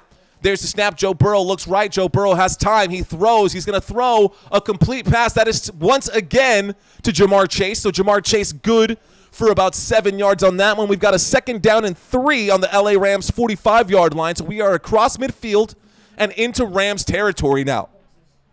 So we are backing the Rams up. We are into Rams territory. The Bengals are, not we are. I'm a Cowboys fan. Don't really care. So the Bengals are on the march right now across midfield. This drive started at about their own 20.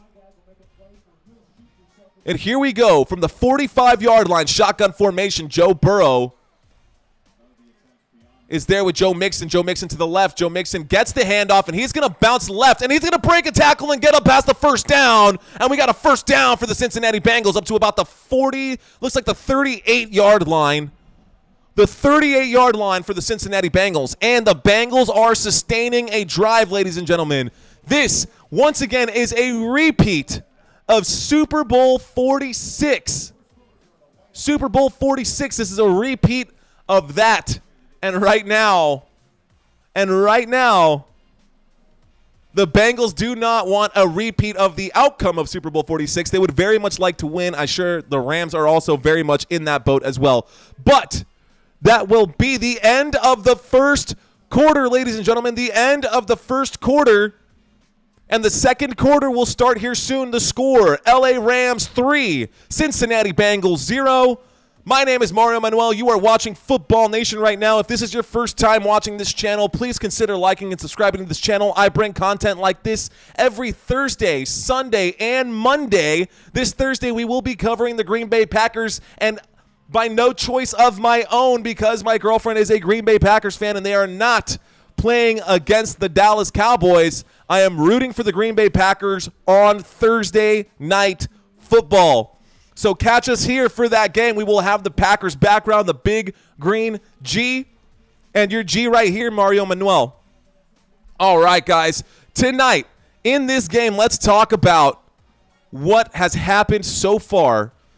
Not the most exhilarating game. The score is still 3-0, but the Cincinnati Bengals at home have 91 total yards of offense. At least they've got more passing yards than rushing yards, which bodes well for Joe Burrow. That is 70 passing yards and 21 rushing yards, 91 total yards of offense.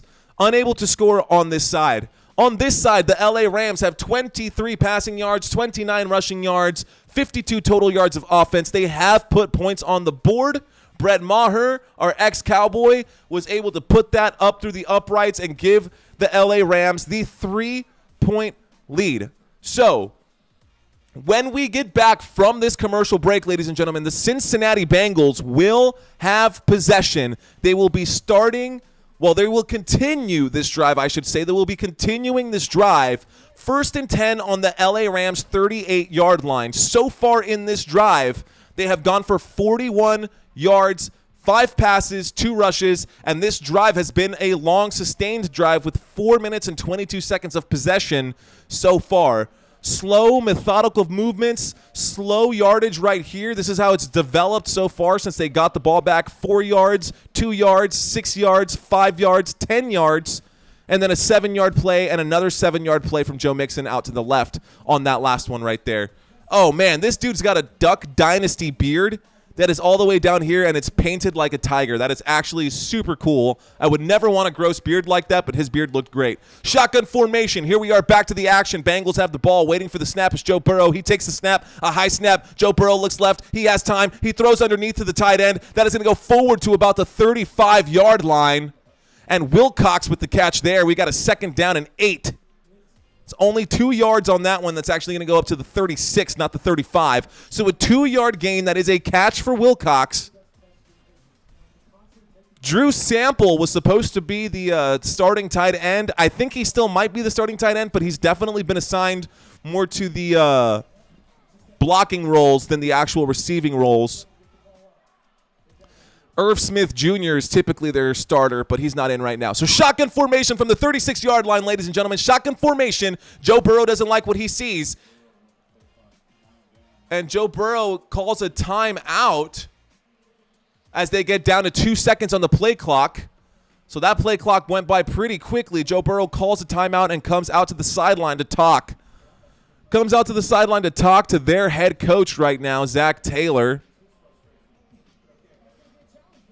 Offensive coordinator for the Cincinnati Bengals, Brian Callahan. This is currently his 5th year in the NFL as the Cincinnati Bengals offensive coordinator. Not his 5th year in the NFL, his 5th year as the Cincinnati Bengals coordinator. He's got 14 seasons in the NFL. Back in 2022, under his leadership, the Bengals boasted a badass offense that contributed to their 2nd consecutive division title and an AFC Championship game appearance. Didn't quite make it, but that's okay. Right now, they are trailing. That offense is trailing the LA Rams. Cincinnati Bengals have the ball right now. 2nd down and 8 from the 36-yard line, ladies and gentlemen. Shotgun formation. Motion in the backfield from Jamar Chase as he comes inside. Joe Burrow looks his way, changes his mind. He throws underneath. That gets tipped up. There is a flag on the play. Laundry on the field. Let's see what these officials have to say. So the officials threw a flag pretty quickly. Let's see if it's going to be an offensive pass interference or defensive holding. Probably be before the pass. Let's see what they say. Yep. Holding on the defense, 5-yard penalty, automatic 1st down. So even if it is only a 5-yard penalty, a holding will get you an automatic 1st down, and that was barely a holding. I don't know if I like that call either. He barely got his hand on his chest. I mean, maybe he held for like a hair for a second, but I would have let that go. I would have let that go if it was happening and I was officiating, which, by the way, Fun fact, I do officiate high school football as well. So here we go. We've got a pro set formation. Looks like a T formation, actually. And we've got Ja'Marr Chase moving now. Ja'Marr Chase in the backfield. He got picked up almost immediately, and that throw is going to go the other way. Joe Burrow looks to the right, throws to nobody. That ends up in the dirt. So Ja'Marr Chase was the intended receiver on that one to start. Joe Burrow had to pivot because he saw that the defense, the cornerback, came in to pick him up immediately. Do you trust Ja'Marr Chase to make somebody miss? Do you put him in danger's way? Or do you change your mind and pivot and go somewhere else with the football? He changed his mind, pivoted, and went somewhere else with the football. The other place he went to was straight into the dirt. So here we go, shotgun formation. Joe Mixon lined up to the right. Ja'Marr Chase coming to the bottom of the screen. We got 2 wideouts and 1 slot receiver. There's the snap. Joe Burrow has time in the pocket. He throws, delivers a completed pass again to Tyler Boyd, but that is not going to be good enough for a first down. That is not going to be good enough for a first down. And now we got a third down coming up, ladies and gentlemen. Third down. The missed field goal by McPherson. This could have been a tied-up game. That was a 56-yard attempt. But a 3rd down and 5 on the LA Rams 26-yard line. The Cincinnati Bengals are just outside of the red zone. Just 6 more yards to go to get in there. 26 yards for a touchdown. Shotgun formation. Waiting for the snap. Ah, no, I saw it happen. We had a receiver kind of flinch a little bit, and there's a flag on that one. It looks like the penalty is going to be on Tyler Boyd for a false start. That's going to be enforced at the 26-yard line, so that'll push him back to the 31-yard line. The Cincinnati Bengals have had possession for 6 minutes already, so no possession change has happened. The Cincinnati Bengals still driving right now. Just shy of 100 total yards of offense, 99 yards of offense right now. The Bengals are getting really excited, and they're moving. That's their 3rd false start in this game. Shotgun formation. There's the snap. Joe Burrow looks right. Joe Burrow doesn't like it. He looks left. He throws left. He's going to throw an incomplete pass, and that'll bring up a 4th down, ladies and gentlemen. A 4th down and 10 on the LA Rams 31-yard line. So here comes McPherson to try and redeem himself. Can McPherson put this one through the uprights and tie this game up? Right now the score is 3-0. The LA Rams do have the lead. The Cincinnati Bengals trail by 3. Here comes another monster kick right now. Evan McPherson attempting from inside the 50, just inside the 50, a 49-yard field goal attempt for McPherson. There's the snap. There's the kick. The kick is up. And it's going to be, wow, good. Barely good. Just squeaking inside the right upright.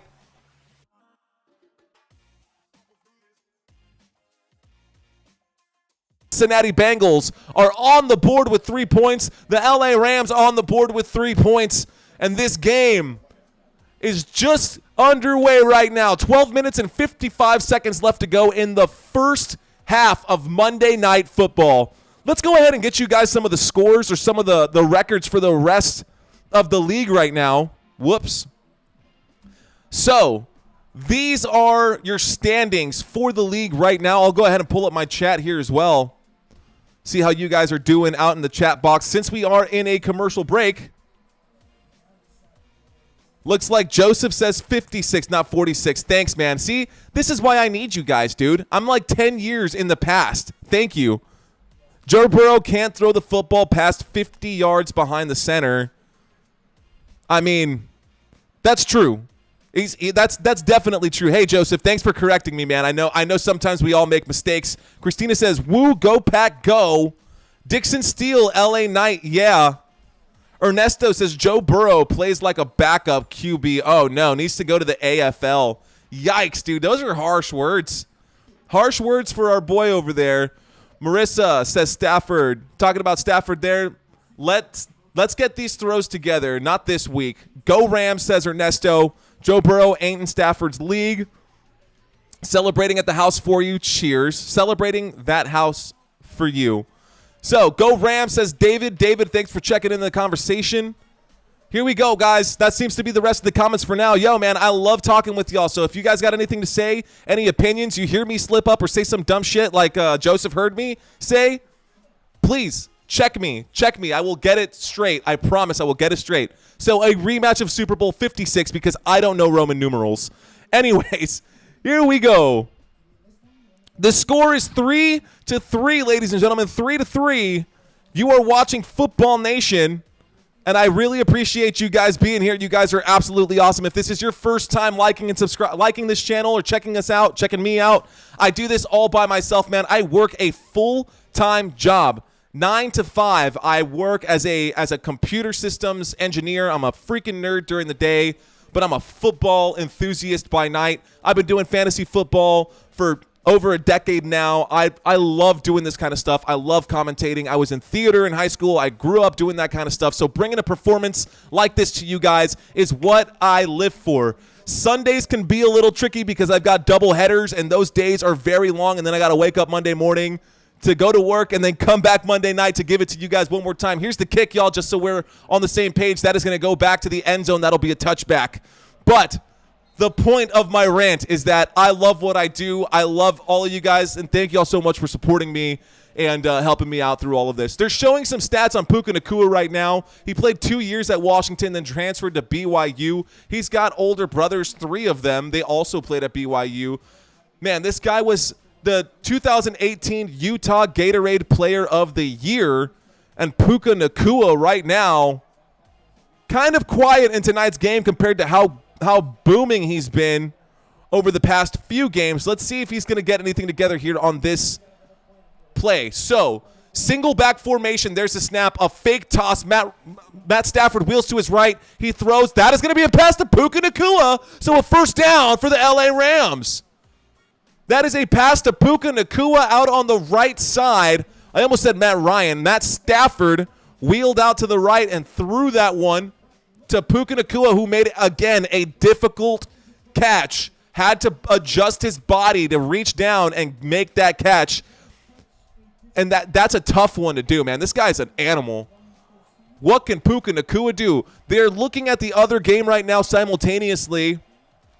They're looking at the other game right now simultaneously as well. But we're focused right now on the Rams and the Bengals. Shotgun formation. There's the snap.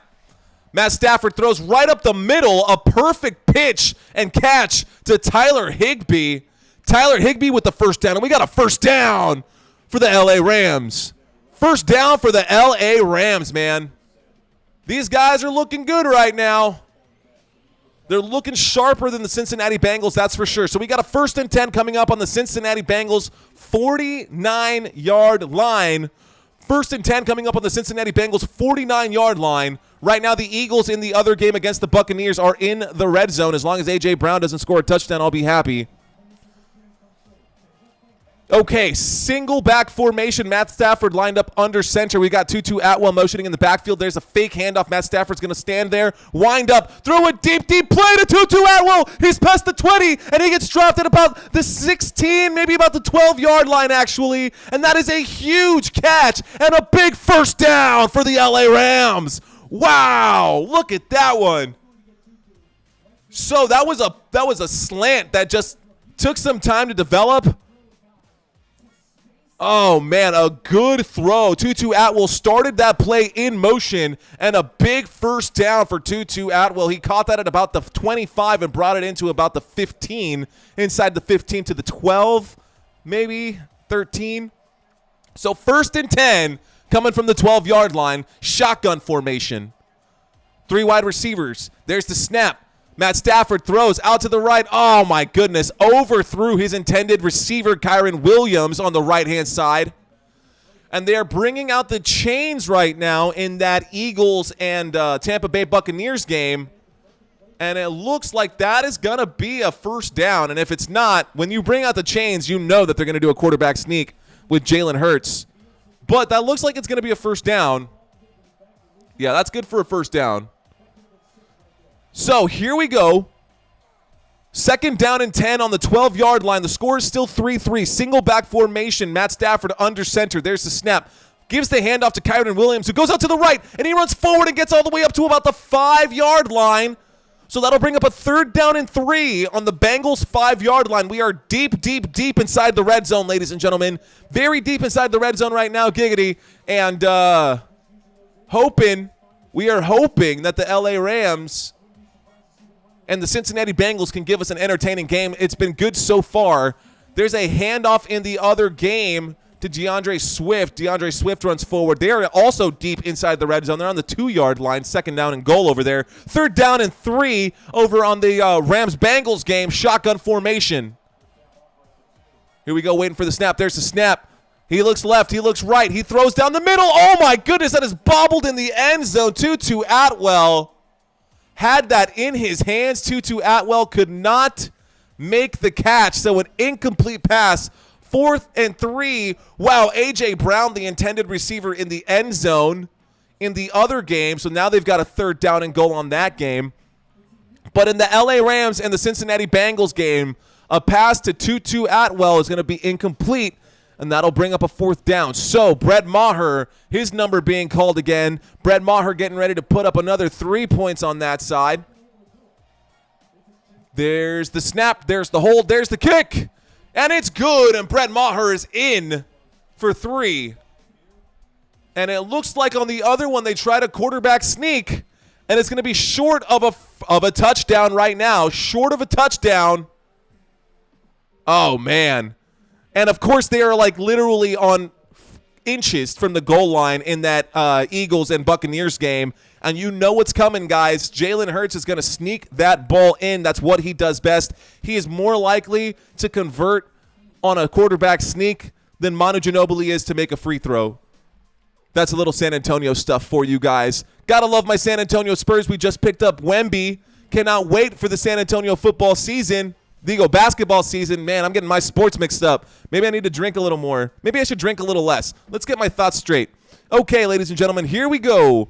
We are in the middle of a commercial break. Thank y'all all so much for watching this channel. It really means a lot to me. I know I keep saying that, but it is true, guys. It really does mean a lot to me. So, one day, my dream is to get this to you guys every single week, week in, week out. I would love for this to be my full-time job, and then I could cover 3 games on Sundays instead of just 2. And it takes support from people like you, from people like y'all who really need this kind of content or just kind of want to watch this kind of content. So thank y'all so much. Here's the next updated scores. Now, I know that the standings don't really mean a whole lot, but right now the Miami Dolphins, did y'all watch that game with the Dolphins and the Broncos? Oh, my goodness. That was an absolute slaughter. I mean, the Broncos just got completely annihilated. 70-50, and I'm going to make shirts for that saying, hey, at least I didn't get scored on. At least I didn't get scored on by 70 or something like that. I'm going to make some merch. We're getting ready to start a merch table here on this YouTube channel. Thank y'all so much for being here, guys. Okay, so right now these are all of the standings that you're seeing scrolling by underneath here. Let's go ahead and pull up the chat box. We are in a commercial break. We are in a commercial break, so I promise you, you are not missing anything, ladies and gentlemen. Let's bring up my chat box and see what I've missed. They're showing the other game. Bengals. Chris says Bengals, so we got another Bengals fan in the house. We got Seth Skinner, another Bengals fan in the house. Ernesto with a big comment, it will not fit in here. Joe Burrow playing too many shotgun formations, but throw the football for 20 or 30-yard gains like he did in college. That would be awesome. Jamar Chase would be his target if this was college as well. By the way, go Cowboys. All right, Ernesto. All right, brother. I feel you. Ernesto says, go Spurs, go. Michael Wright says, you good. Better than the rest. Thank you, sir. Thank you so much. That's what I'm here for, my friend. Cheers to all of you. Okay, here we go. Going to close the comments for now because we're getting back to the game, ladies and gentlemen. That kick went all the way to the end zone. So we're going to start this drive. The Cincinnati Bengals will start this drive from the 25-yard line. Joe Burrow has been getting his passes out in about 2 seconds. Snap to pass, 2.1 seconds on that one. Inside of 1 second on that last one of Jamar Chase. So he is dinking and dunking, but it does not matter because it is efficient. Not as efficient as he wants it to be. Shotgun formation. There's the handoff to Joe Mixon, who runs right up the middle. Gets absolutely nothing. In fact, he will lose a yard on that first down snap and handoff. And Joe Mixon will gain -1 yard, so he will lose a yard on that one, gaining absolutely nothing. So in this game so far, ladies and gentlemen, let's go ahead and bring up the stats for this game. Make sure I get you guys everything. The LA Rams, 122 total yards of offense, only 98 total yards of offense for the Bengals, but the Bengals do have the ball right now. We've got a second down coming up right here. There's the snap, a high snap. Joe Burrow looks right, doesn't like it. Joe Burrow looks left. As he gets tackled, throws it, goes right in between the hands of his intended target. That was intended for T. Higgins, and that ball ended up hitting the dirt, went right through his hands, and an incomplete pass for Joe Burrow and T. Higgins on that one. I mean, they only brought 4, but they blitzed. They looked like they blitzed. They only rushed 4 defenders on that play, but Joe Burrow was in trouble. That offensive line collapsed pretty quickly. Joe Burrow still hobbling a little bit on that calf. Here we go. 3rd down and 10, ladies and gentlemen. 3rd down and 10, waiting for the snap, shotgun formation. There's a snap. Joe Burrow takes it. He looks left. He likes it. He throws. That is going to be a completed catch. Is that going to be a catch, or is that going to be marked as a catch? We got a 1st down for Jamar Chase. 1st down for the Cincinnati Bengals. And that will move the sticks. And here we go. 1st down for Jamar Chase. Barely. I mean, he started falling before the ball was like even near him, and he dragged his toes inbounds. What an athletic catch and a difficult catch by Jamar Chase. Shotgun formation again. We're starting this one at the 36-yard line. Joe Burrow takes the snap. He throws that one, and that's going to get batted down. T. Higgins wearing a blue jersey at that point. The LA Rams were all over him on that one. LA Rams defense all over him on that one. Number 1 there to make that stop.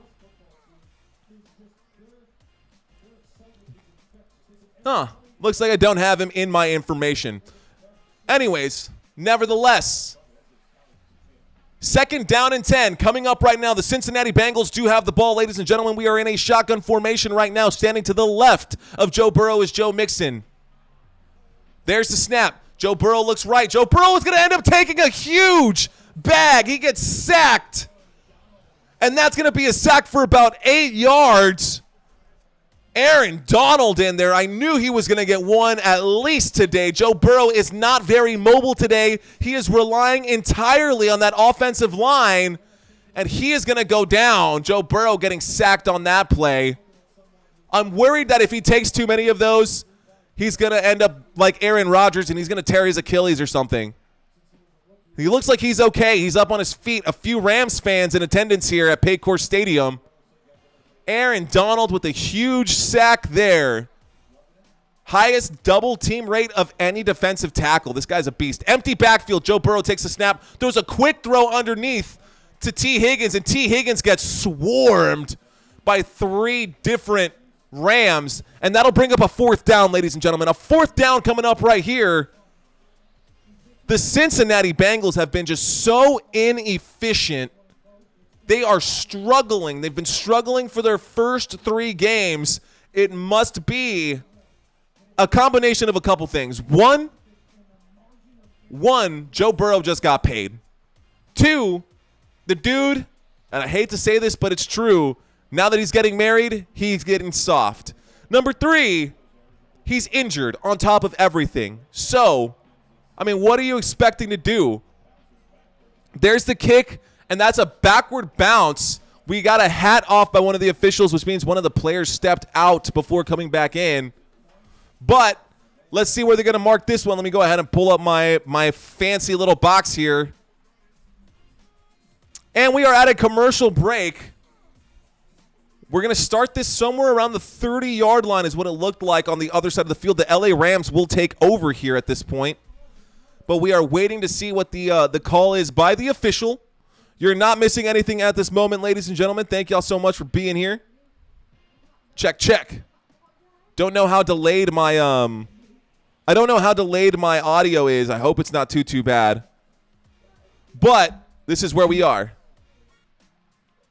Give me 1 second. Let me see if I can get this to fix right here, because I feel like I've got some delay in my audio, and I want to make sure that I get you guys the right audio inputs here. Bear with me, ladies and gentlemen. I'm gonna go dead.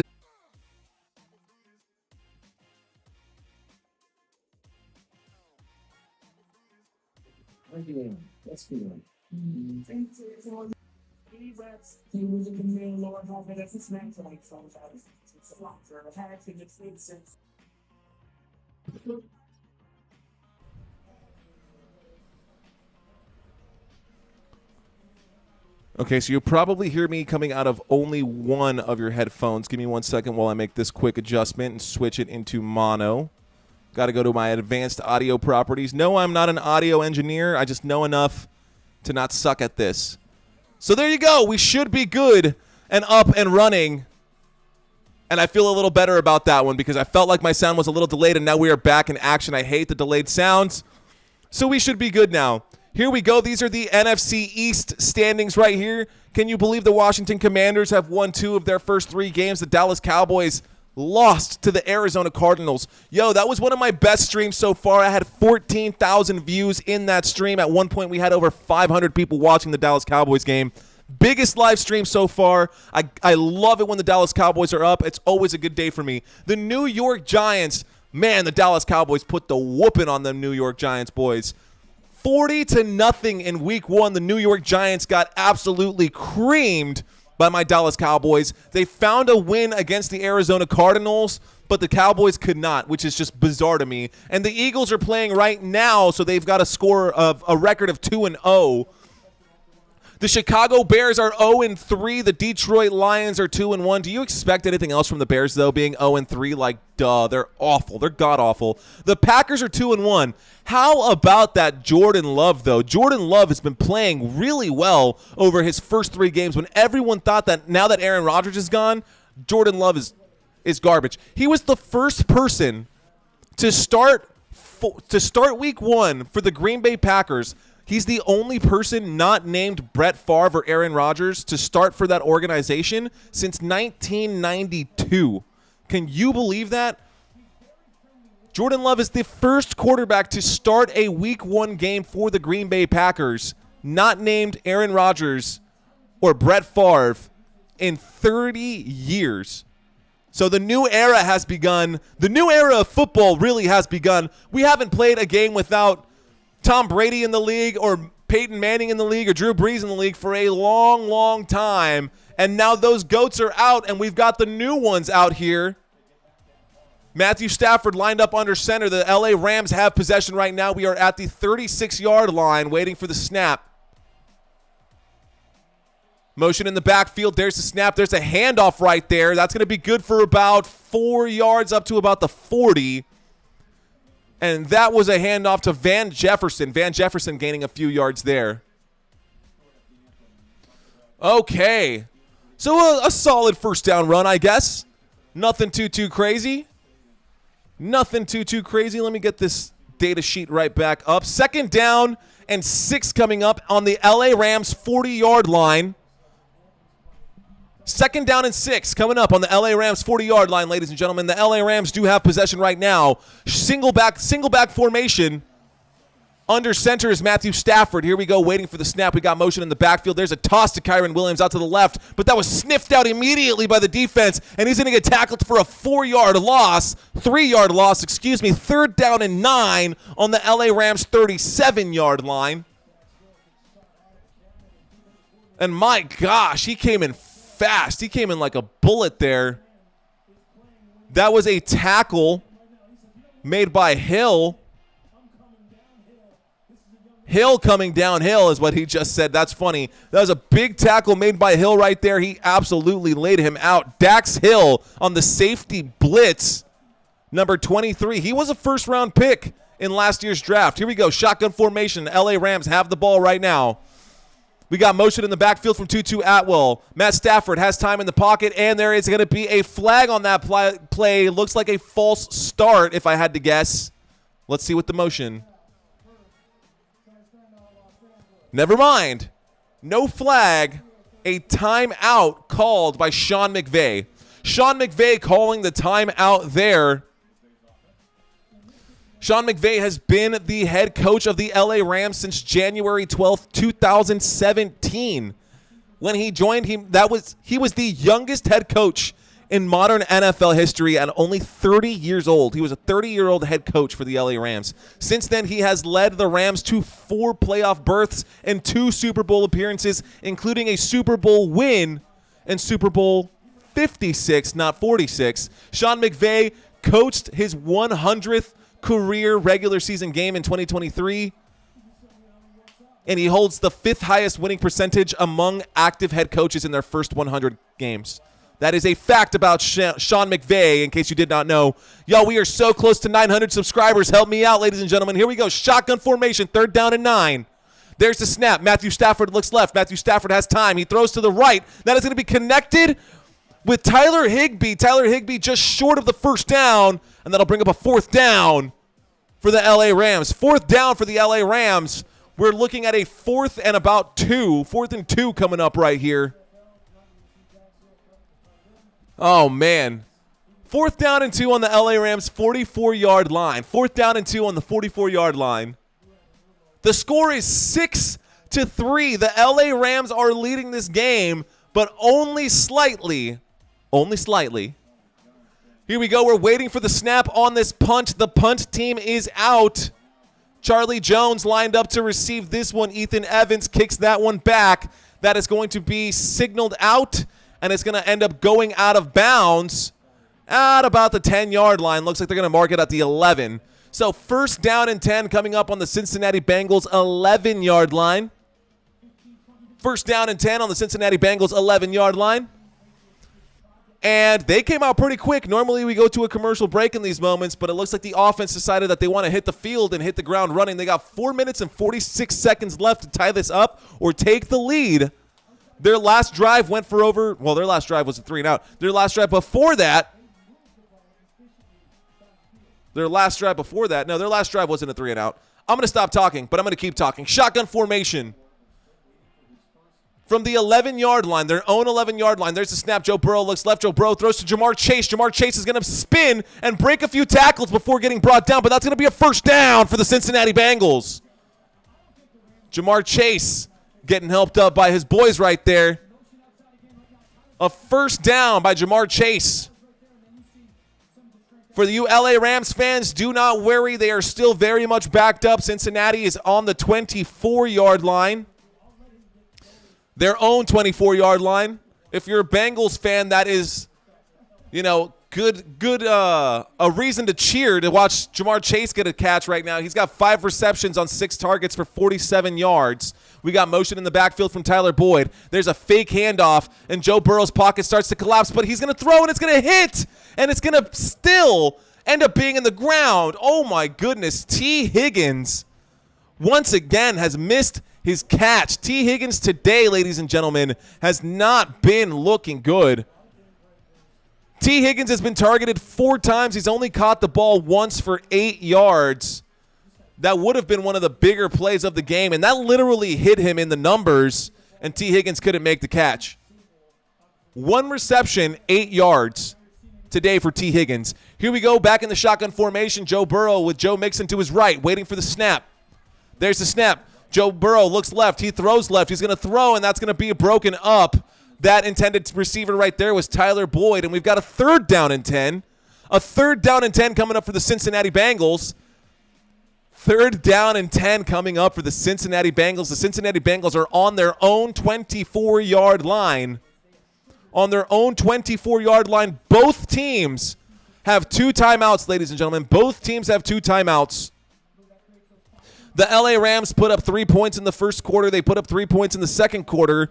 The Bengals did not score. McPherson missed his first one and put the second one back, so that's what tied this game. Here we go. Empty backfield as we wait for the snap. There's the snap. Joe Burrow looks left. Joe Burrow commits. Oh, my goodness. That's a deep, deep pass all the way down, and that is way overthrown, intended for Jamar Chase.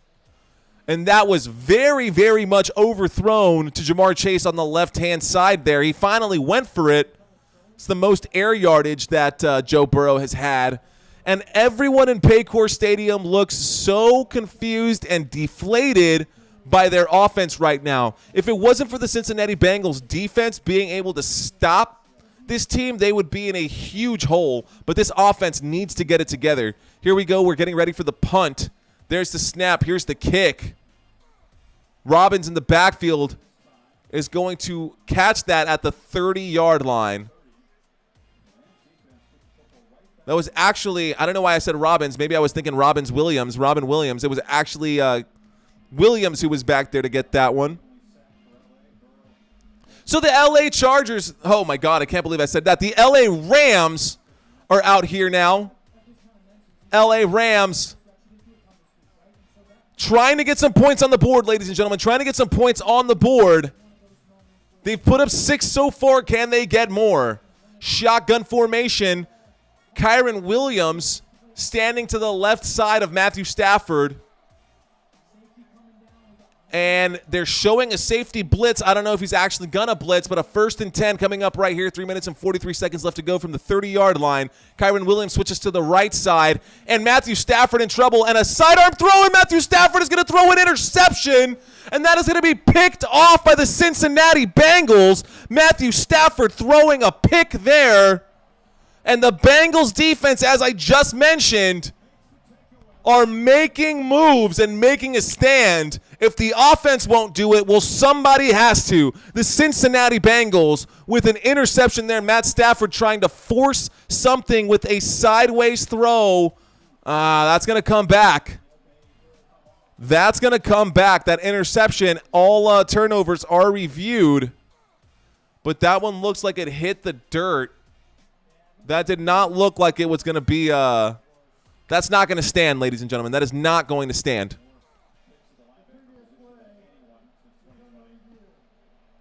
The previous play is under review. It should not take too long.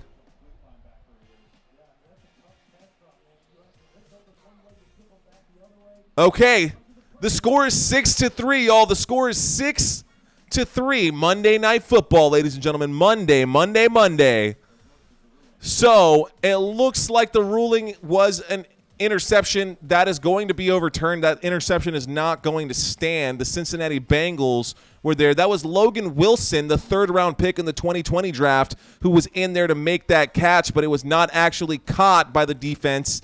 It ended up hitting the turf. So you are not missing anything at the moment. Right now we are at a commercial break while the officials deliberate. The officials are deliberating right now to see which way this is going to go. So let's go back to the comments and see what you guys have to say. Okay, let's get back up to the top.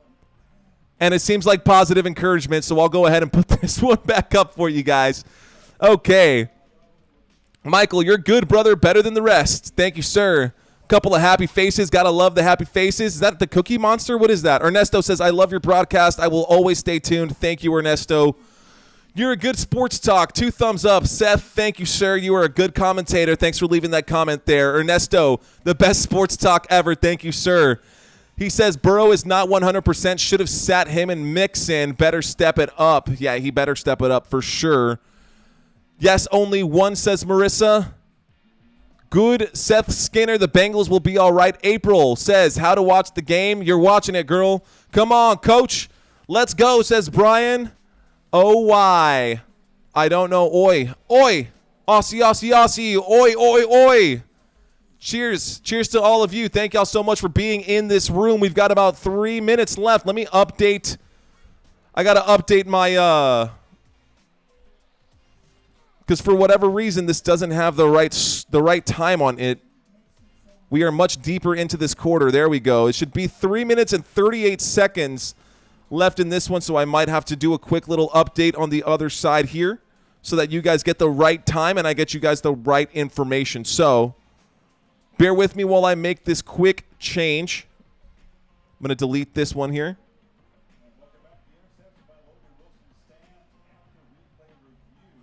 Wow, the interception stands. Don't know how that stands, but it looks like it's going to stand. Oy vey. And here we go. Shotgun formation, ladies and gentlemen. Shotgun formation. There's the snap. Joe Burrow hands that off to Joe Mixon, who runs to the right side of the formation and gains maybe a yard on that one. And looks like they're going to give him 2 at the 39-yard line. So let me shrink this. My apologies.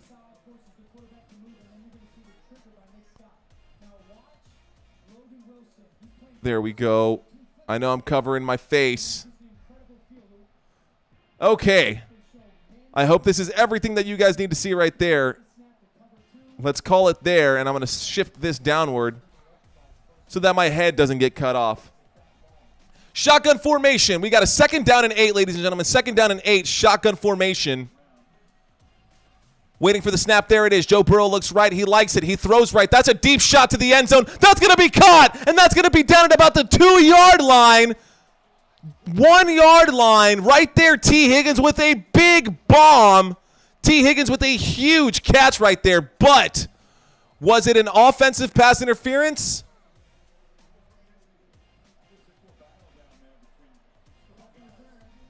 Pass interference on the offense. Yes, it was. Oh, my goodness. Not what I was expecting, but I saw it happen. T. Higgins had to make some space. Hey, hello. Look, it's up. It's working. It does work. Don't know how it works for some, but not the rest. But it worked for somebody, and I was glad to see that actually pop up. Yep. So T. Higgins pushed off of the defender, clearly put his hands up against the defender. And we have hit 900 subscribers, guys. That is awesome. I am so hyped about it. Thank y'all so much for supporting this stream and supporting content like this. Here we go. So they are backed up to the 49-yard line. There's the snap. Joe Burrow looks right. He throws right again. He's going to try again. The exact same play, the exact same route for T. Higgins. Tried to give it back to him, but he overthrew T. Higgins on that play. Okay, y'all. So another score. A safety right now by the Eagles defense, and the Eagles are just crushing the poor Buccaneers. Oh, my goodness. And my beautiful girlfriend brought me this to celebrate 900 subscribers. So cheers to all of you. Thank y'all so much for helping out. Can you believe that on Thursday we were already shy of 800 and we've already gotten 100 since Thursday? There's the snap. Here's a big throw from Joe Burrow once again, and that is going to be misplaced, and Jamar Chase will not be able to catch that. So now we've got a 4th down and 18 situation coming up. Can McPherson? No, the punt team has to come out. They were already backed up. If T. Higgins would have just tried to make that catch, they would have been in much better field position. But McPherson is not going to be able to get there. So they're going to bring out the punt unit, I'm pretty sure. Cheers, ladies and gentlemen. Thank y'all so much for watching this stream. Thank y'all so much for being with me. Again, my name is Mario Manuel. This is for you. Tequila, there's the punt. And that's going to be signaled a fair catch. No, it was not. That looked like it was signaled a fair catch. Kyren Williams ends up returning that one and gains only about 3 yards after the return. So we've got a 1st down and 8. 1st down and 8 coming up. Let me take a quick look right here. I think we might be missing something. We are missing something. I'm going to pull this down just a hair and give you guys the rest of the time here, because we got to know how much time is left on this clock. Whoops. Okay, let me get myself together. But before I do that, let me call this play correctly. So here we are on the 8-yard line, shotgun formation. Matthew Stafford is standing in the backfield with Kyren Williams. He will hand that off, and Kyren Williams is going to run to the right side of the formation and get forward for about 9 yards. Just shy of a 1st down, Kyren Williams with a big 1st down run right there. A big 1st down run from Kyren Williams.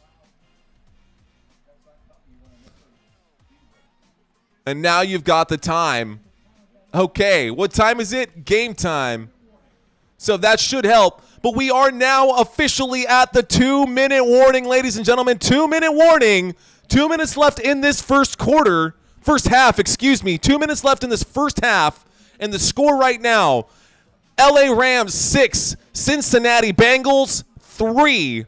I thought that this was going to be more of a shootout, but it has just been a defensive holdout for both teams. Both teams have been doing what they can on defense. Both teams looking really good defensively right now, and both teams looking really bad offensively right now.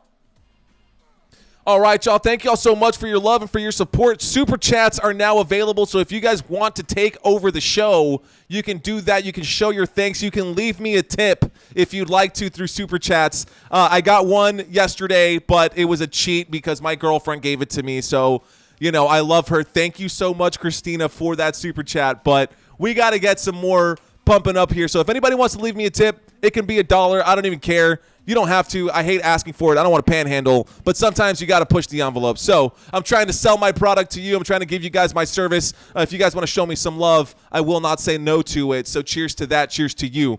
Okay. They keep showing these commercials right now for DoorDash.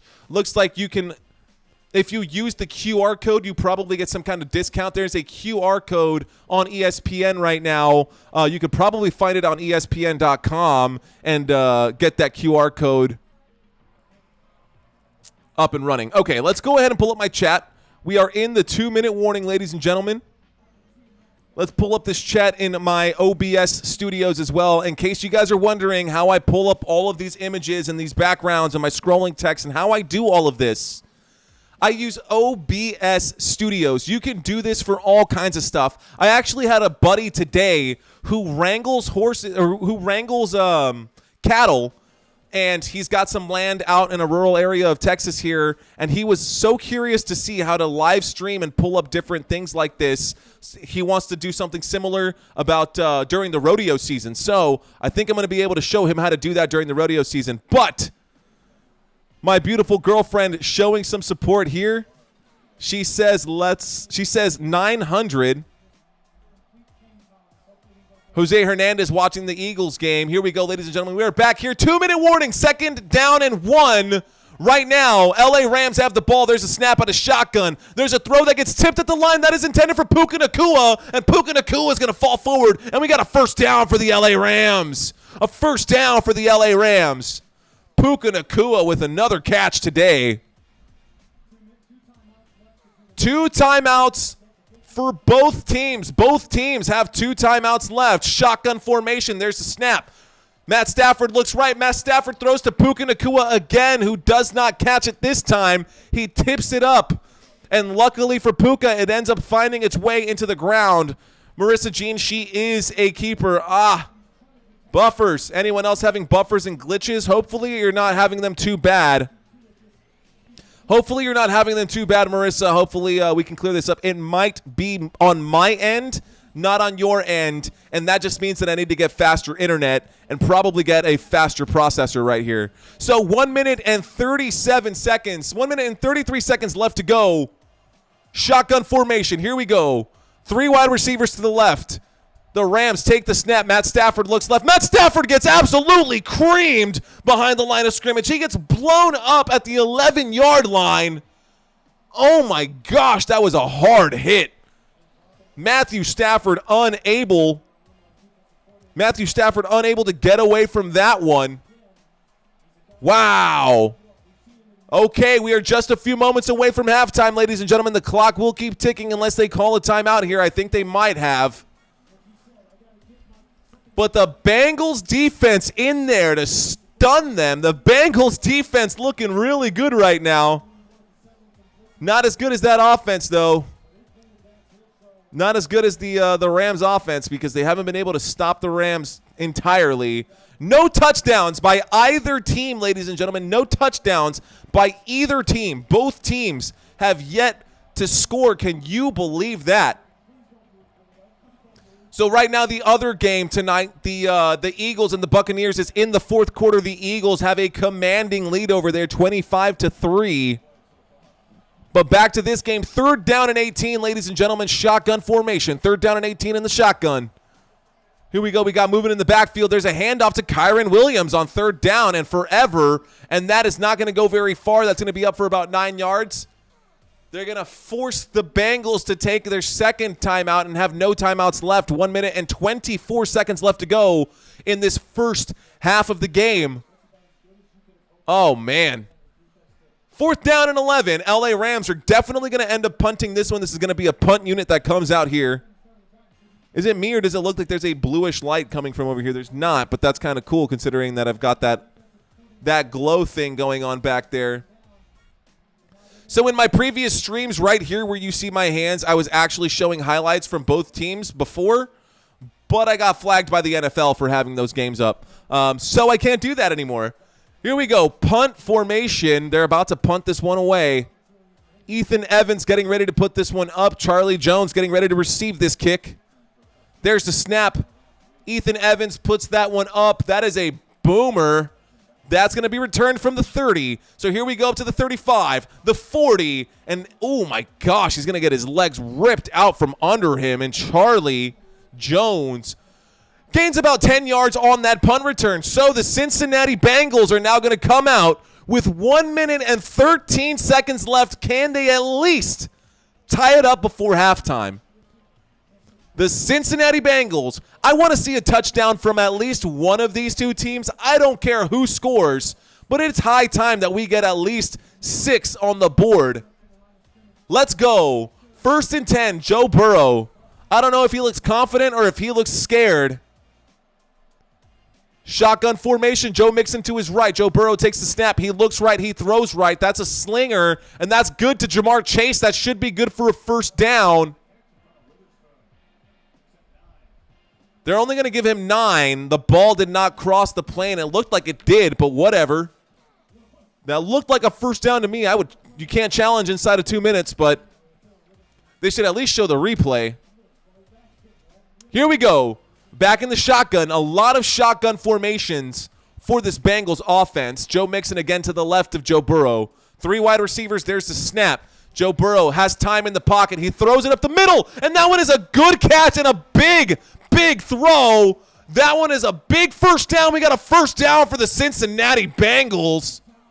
That was Hudson with the catch. Hudson, number 87. So here we go in the shotgun formation.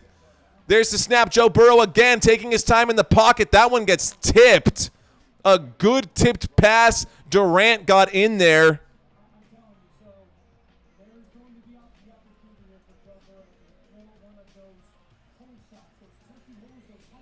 Okay. So here we go. 2nd down and 10 coming up, ladies and gentlemen. 2nd down and 10.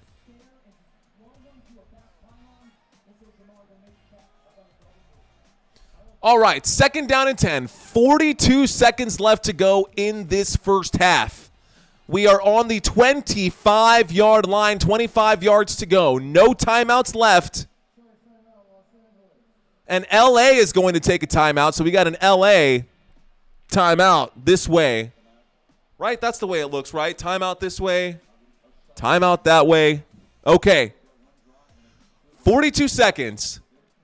The LA Rams are coming into this game 1-1. The Cincinnati Bengals are spiraling. They're close to desperation mode. The Cincinnati Bengals 0-2 coming into this game. 2nd down and 10 in the 1st half. We have 42 seconds left. After this timeout, the play clock, which just started, is now ticking down. We've got 20 seconds left on the play clock. So here we go. Looks like an empty backfield. Joe Burrow is by himself. No, he's not. He's got Joe Mixon to his right. Shotgun once again. Waiting for the snap. There it is. Joe Burrow takes the snap. The brush comes in. Joe Burrow is going to get absolutely annihilated. And Joe Burrow is down at the 35. Joe Burrow so unlucky. Aaron Donald picking up another sack today. Wow, this dude just came in. He's so athletic. Aaron Donald is massive too. 280 pounds of solid muscle. 6'1", 280, guys. I'm not making that up. 280, 6'1". This dude probably eats protein for breakfast, lunch, and dinner. Like, I don't understand. Here's a snap. There's a spike. And a 4th down. Not even a try. 3 seconds left on the play clock. That is why they couldn't call a timeout. Lots of boos coming from the Bengals side, but here comes Evan McPherson to try to put up another 3 points. Damn, Aaron Donald just came in like a beast. That's a team sack. Turner was there on that one as well, so it's not just Aaron Donald. Here we go, Evan McPherson.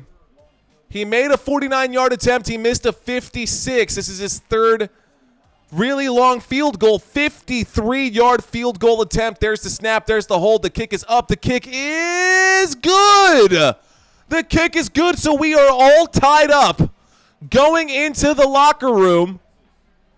Oh, my God, and I almost did one lineup where I put two kickers as team captain. I put a kicker at team captain, the other kicker, both defenses, and right now it's looking like that's the way that this game is going. So, ladies and gentlemen, we are at halftime right now. We are at halftime right now, guys. I still got 100 of you guys in this room with me. Thank y'all so much for watching. I appreciate the love. I appreciate you guys being here. Give me 1 second. I'm going to get you guys something here to watch while I take a quick break. I'm going to step away for just a moment. But before I do that, let me get you guys the information that you guys might be looking for if you're playing fantasy lineups or doing it in a different way. So, guys, nobody except for one person right now has double-digit points in this. Well, let me rephrase. The defenses probably have double-digit points, and both kickers probably have double-digit points. But the only offensive player with double-digit fantasy football points is Jamar Chase. Joe Burrow, 144 yards. He's completed 17 of 31 attempts. He's only got 5 fantasy football points. Joe Mixon has 7 rushing attempts on the ground, 23 rushing yards, so barely averaging 3 yards per carry right now. Only 3 fantasy points because he has he's got 1 catch through the air for 5 yards. Jamar Chase has been targeted 9 times. He's got 6 receptions, 56 yards, 11 fantasy football points. Tutu Atwell is actually having a pretty good day. He would have had a much bigger day if he didn't step out of bounds on that one play early in the first quarter. Tutu Atwell has 2 targets, 1 reception, 37 yards, and 6 points. He's actually also got 22 yards on the ground. Would have been a 25-yard touchdown, but he stepped out at the 3-yard line. So that is the Cincinnati Bengals, the home team. Let's move over to the LA Rams. Matthew Stafford, 106 yards, 1 interception. He only has 2 fantasy football points. Kyren Williams has 2 fantasy football points as well. He's got 6 rushing attempts for 26 yards. Tutu Atwell, 22 yards on the ground. Van Jefferson actually has an end around for 4 yards. No team has scored a touchdown. Can you believe that neither side here today has scored a touchdown? This is absolutely crazy, ridiculous. I cannot believe it. But I'd like to see what's going on in this Philadelphia Eagles game. The Philadelphia Eagles are absolutely annihilating the Tampa Bay Buccaneers right now. It does not look good. It does not look good for those guys. They are in deep, deep trouble. Let me actually duplicate this tab and see if I can't get y'all the stats that are happening in that game here as well. But before I do any of this stuff, I got to figure out what it is that I want to bring you guys. So I apologize for the glitches. I apologize for any hiccups that you might see here on camera. I'm going to give you guys one of my quick videos while I take a quick break. I will be right back, ladies and gentlemen. I promise you that. Give me 1 second. You might find this hard to believe, but fantasy football has been around since the 1960s. In 1962, 3 men who were part of the Oakland Raiders organization created the first known fantasy football league. It was called the Greater Oakland Professional Pigskin Prognosticators League, or GOPPPL. You know, you really should start reverse engineering these things. Like, you could have easily called your league ANUS, the Alliance of Noble Underdog Squad. Why? Because that's exactly where you pulled this disaster of a name from. Hey you, in the Cowboys jersey. Welcome to DraftKings. Are you ready to lose all of your money to a terrible gambling addiction? What? Our platform is designed to keep you hooked so that you spend countless hours chasing your money, but the truth is, you'll never win. Okay, that sounds like a trap. Oh, it absolutely is. See, you might think that because you understand the sport of football, that you actually have a chance of winning, but the reality is that only 1% of players really win all of the money. Well, that's pretty discouraging. Oh, don't worry. See, financial loss is just a part of the game. We advertise large winnings, but the truth is that the only player that actually wins every time is the house. Is that legal? You see, we operate in a gray area, dancing on the edge of legality. But hey, who needs regulations when you've got all of that gambling fun? Am I right? Wait, what? So what do you say? Go ahead and pull out your credit card and type in that number right here. You know you want to. You know what? I do. I do want to. Jalen Hurts might be one of the highest paid quarterbacks in the NFL right now, but did you know that the last 17 quarterbacks who lost their Super Bowl debut never went back to the championship game? Basically, if this is your first time going to the Super Bowl, you'd better win because you might not make it back. In sports news, Tom Brady lost $30 million in the FTX collapse after accepting stock in an endorsement deal. That's gotta hurt more than getting slapped in the face by Victor Wembanyama's security guard. But Tom Brady isn't the only NFL superstar to gamble and lose this year. Super Bowl 31 winner and drunk guy being cut off by the Chili's bartender, Brett Favre, made headlines this week by saying that he won't hide behind the Fifth Amendment. Last month, Brett Favre was investigated by the FBI for embezzling millions of dollars in funds from TANF, the Temporary Assistance for Needy Families program. This federal program gives grant funding to help low-income families with children, and that scumbag pocketed all of the money for his own personal gain. And against his lawyer's advice, Favre still plans to testify in federal court. I don't know if he suffered one too many concussions or if that drink that he had at the beginning of the segment was roofied, but there is one thing that I do know. If anyone deserves to get slapped in the face by Wemby's security guard, it's this guy.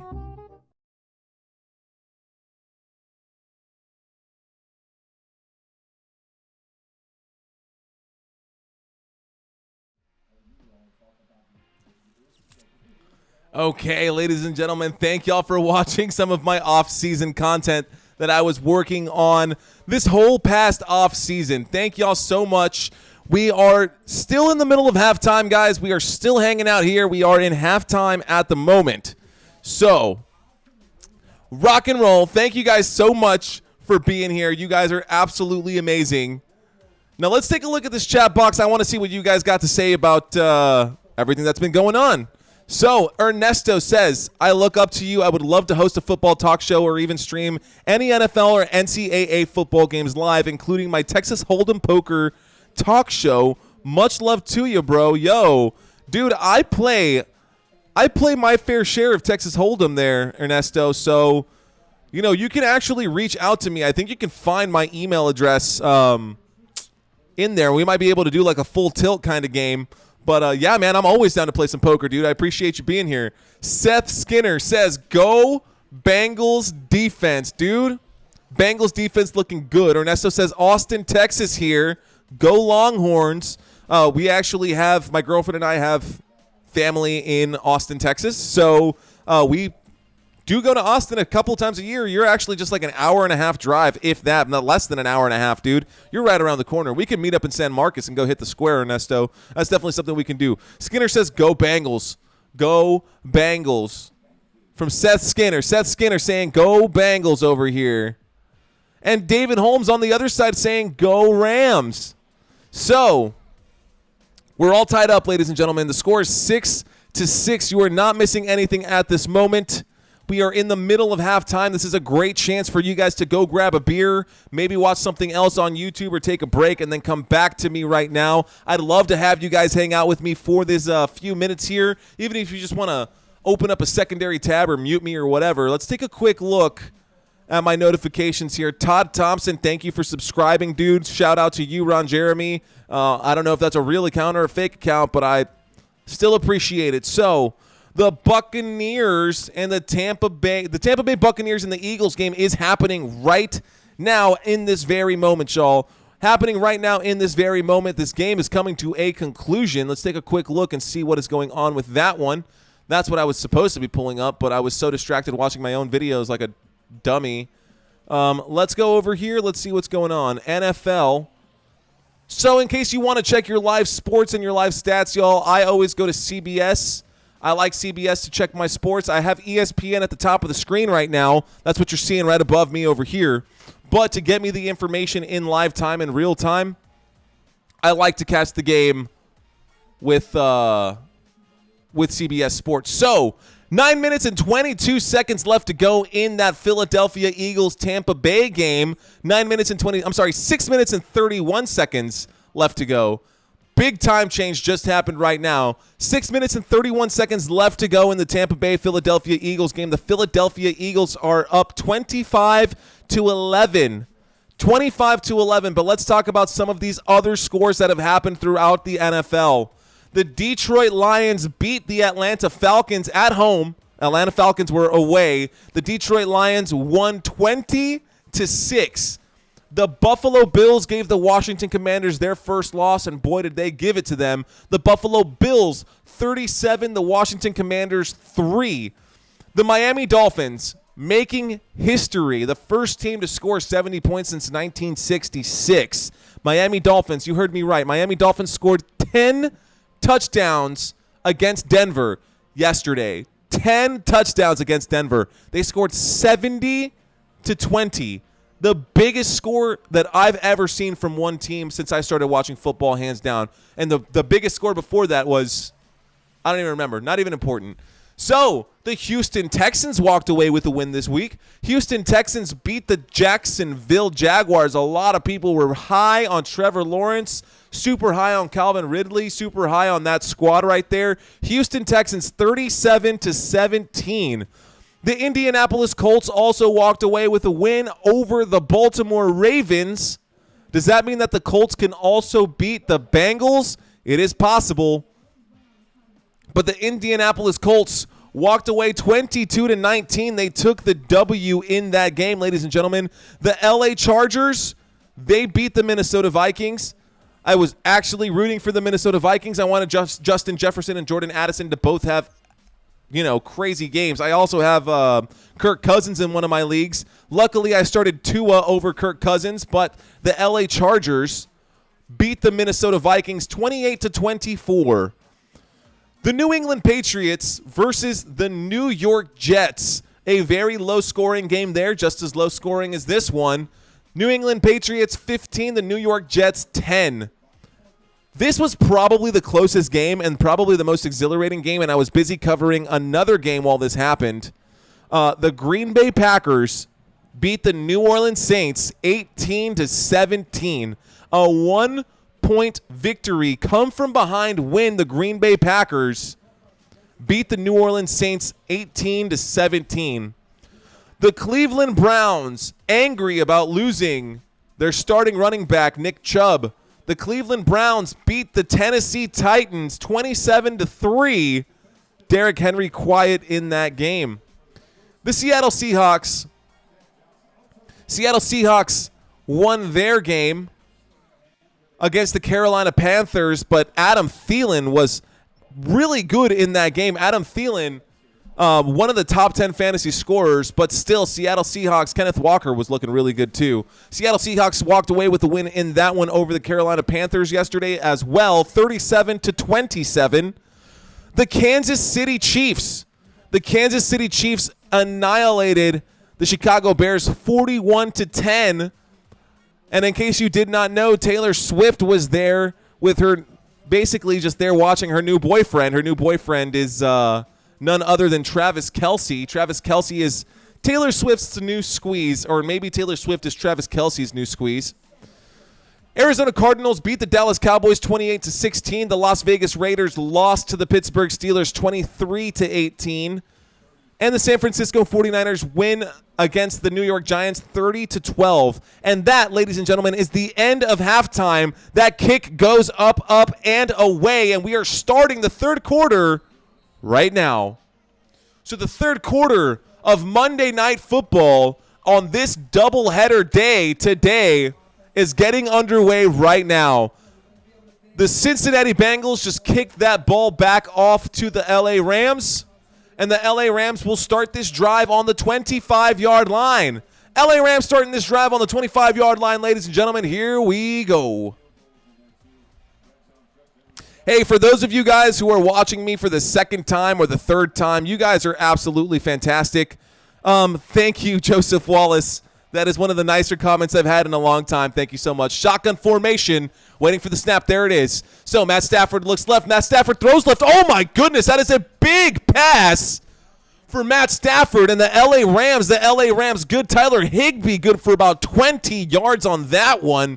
My gosh. So Matt Stafford passes deep to the left to Tyler Higbee up to the 47-yard line for 22 yards. Taylor Britt was there to make the stop, a much-needed stop. He was the one who made contact with him, but if he wasn't there, Tyler Higbee might have broken free. Tyler Higbee slow to get up, but here we go. Back in the shotgun formation. Nope, we're actually in a single back formation. Kyren Williams lined up behind, but it does not matter because there's a flag on the play and a false start on the offense. Number 57, false start on the offense, number 57. And we are Zach Thomas committing the foul there. I mean, you barely see it. He barely moves, but he moves nevertheless. So, okay. Okay, here we go. Single back formation once again. We are on the 42-yard line. There's the snap. Fakes the handoff. Matt Stafford is way behind the line. He throws that to Kyren Williams, who finally gets a catch. That's up past the 50. That's up past the 40. And he's going to get tackled at about the 37-yard line. So across midfield and a big first down for the LA Rams. The LA Rams have the ball right now. They started backed up on their own 25-yard line. They started this drive on the 25-yard line. Tutu Atwell was motioning on that play. He was looking left, and Matt Stafford decided to throw left. Almost a blind throw. A couple guys came in to put up some blocks, but the defense got there pretty quickly. So here we go. 1st and 10 on the 40, looks like the 42-yard line. Sorry, the 38-yard line. There's a snap. Matt Stafford throws to the right. Oh, my goodness. That's the Ben Skoranek. Ben Skoranek.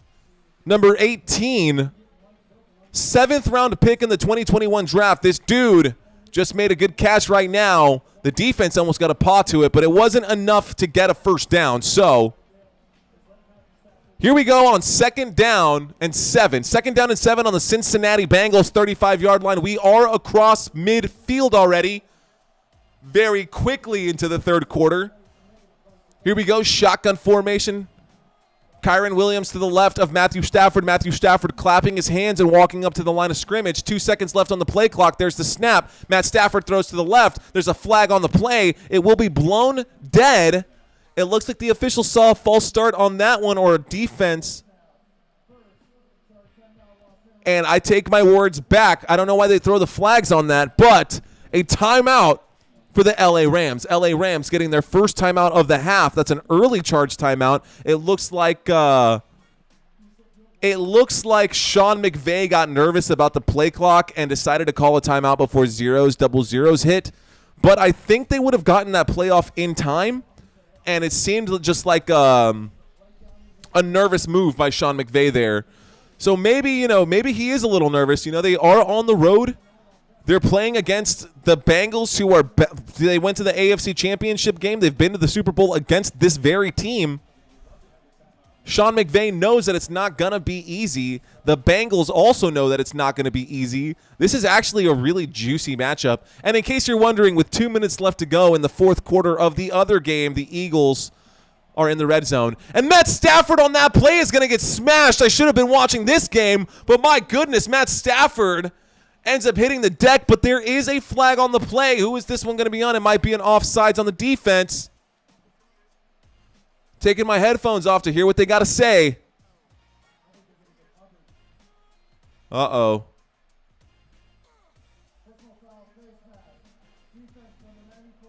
So, personal foul. A face mask on Sam Hubbard. Sam Hubbard out of OSU, 6'5", 265 pounds, got his hands in the face mask. Got his hands in the face mask of Kyren Williams. Barely, but it was enough to crank his neck, and they're going to flag that every time, as they should. So, Sam Hubbard committing a huge foul, an automatic first down for the LA Rams. First down, Rams.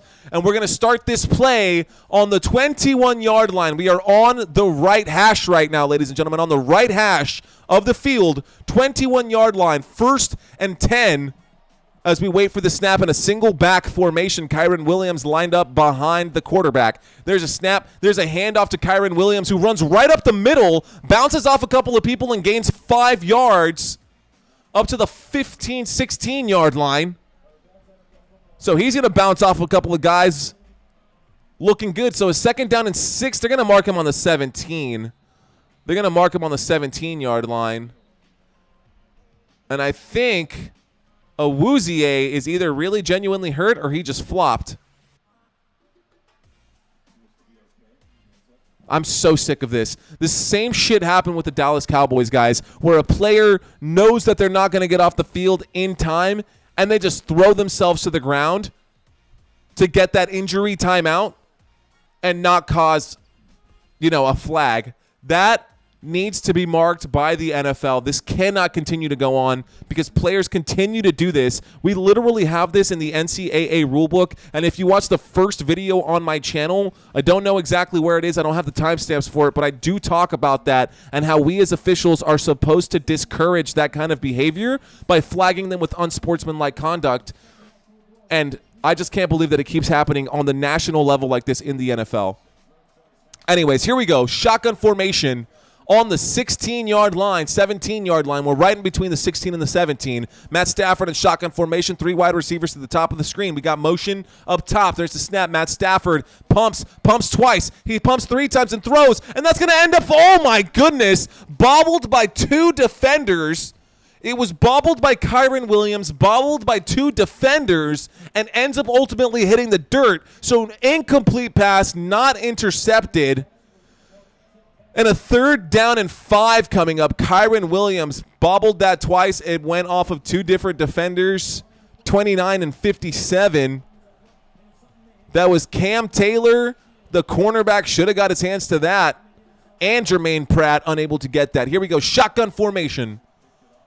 Kyren Williams to the left. We got motion in the backfield from Tutu Atwell. Matt Stafford lines up. He winds up. He throws a deep touchdown, and that's going to be Tyler Higbee with the touchdown for the Rams. Oh, you have got to be kidding me. And right before the play, timeout, Bengals. Wow, good coaching right there to see that there was something offset, that the players were not set, that looked like a touchdown, and no touchdown going right there. Turner moved. Wow, that was a touchdown for Tyler Higbee, called back after a timeout. Good job by the coach on the other side over there. Great job by Zach Taylor to call a timeout right before that. So now the teams are set. 3rd and 6. Shotgun formation. Kyren Williams bounces out of shotgun up to the line. We've got an empty backfield, 5 wide. And we got motion in the backfield again. There's the snap. Matt Stafford has time. Matt Stafford is going to be in trouble, and he's going to get sacked at the 25-yard line. And another sack and another field goal, likely coming up 4th and 13 on the Cincinnati Bengals 24-yard line. So another empty red zone trip for the Rams. No touchdowns by either team. If you wanted to win your DraftKings lineup, you needed to pick both of the kickers in this one. Here comes Brett Maher to kick another one here. Brett Maher, 42-yard field goal attempt. There's the kick, the hold, the kick. That is right down Broadway, ladies and gentlemen. Brett Maher looking a lot better right now than he did with the Dallas Cowboys. And in the words of David Holmes, let's go Rams. So the Rams are winning right now, a 3-point lead. A 3-point lead right now. Thank you, Joseph. Yo, that really does mean a lot to me, man. Oh, no. Oh, fix the rat race. Fix the No, fix the What is that? I don't know that song. Is that a song? Rat race? Marissa says, what? 3-0, baby. All right. Looks like the Eagles won this one.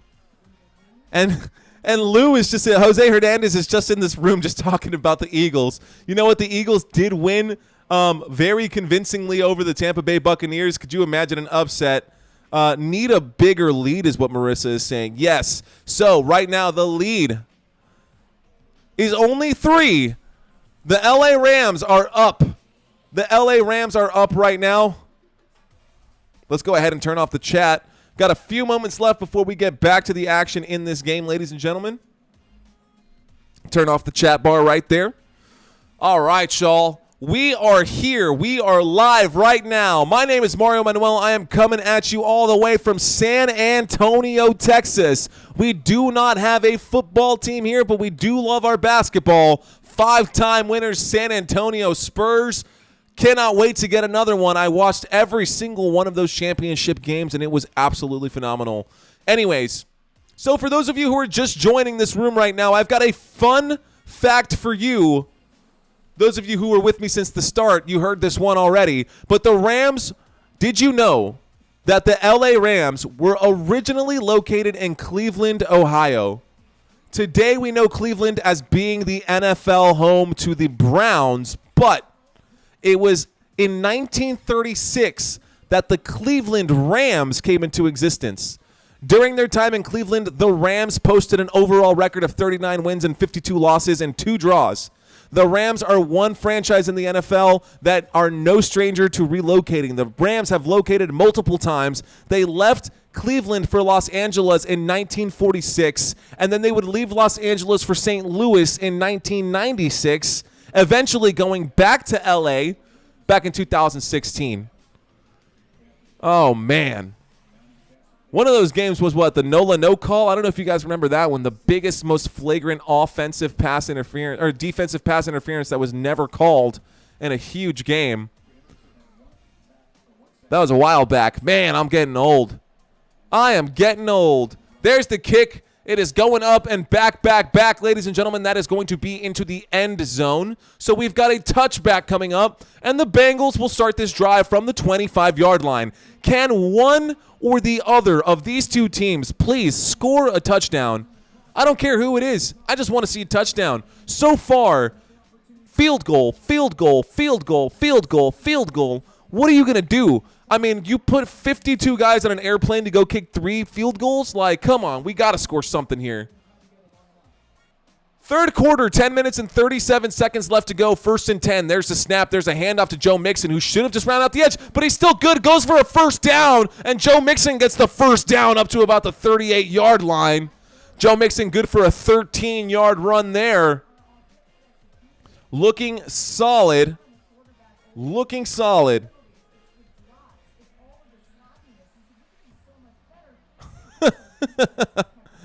Oh, my goodness. Here we go. All right. Here we go, ladies and gentlemen. Third quarter, 10 minutes left to go. 1st and 10 after that 12-yard run by Joe Mixon. There's the snap. There's another handoff to Mixon, who has to do a spin move to fight and get back to the line of scrimmage. He gains about a yard, maybe 2. He gains a yard, maybe 2, and we'll see where the head linesman marks him. The Ghost of Kiev. Interesting name. Is it Kiev or Kiev? I don't remember what we're supposed to call it anymore. But right now, ladies and gentlemen, in this football game, LA Rams have 9. Cincinnati Bengals have 6. Cincinnati Bengals also have the ball. Shotgun formation. 3 wide receivers to the bottom of my screen. There's the snap. Joe Burrow looks left. Joe Burrow looks right. Joe Burrow throws right, and he connects with Jamar Chase past midfield. Jamar Chase spins to avoid a tackle, and he gets down to the 45-yard line on the other side of the field. And Jamar Chase with another big catch. Jamar Chase looking pretty good right now. If only he could break 100 yards and then score a touchdown, then he would be the guy that we drafted him to be. So right now, Jamar Chase has 10 targets, 7 receptions for 72 yards. He's got 14 fantasy football points. Full PPR, by the way. Full PPR.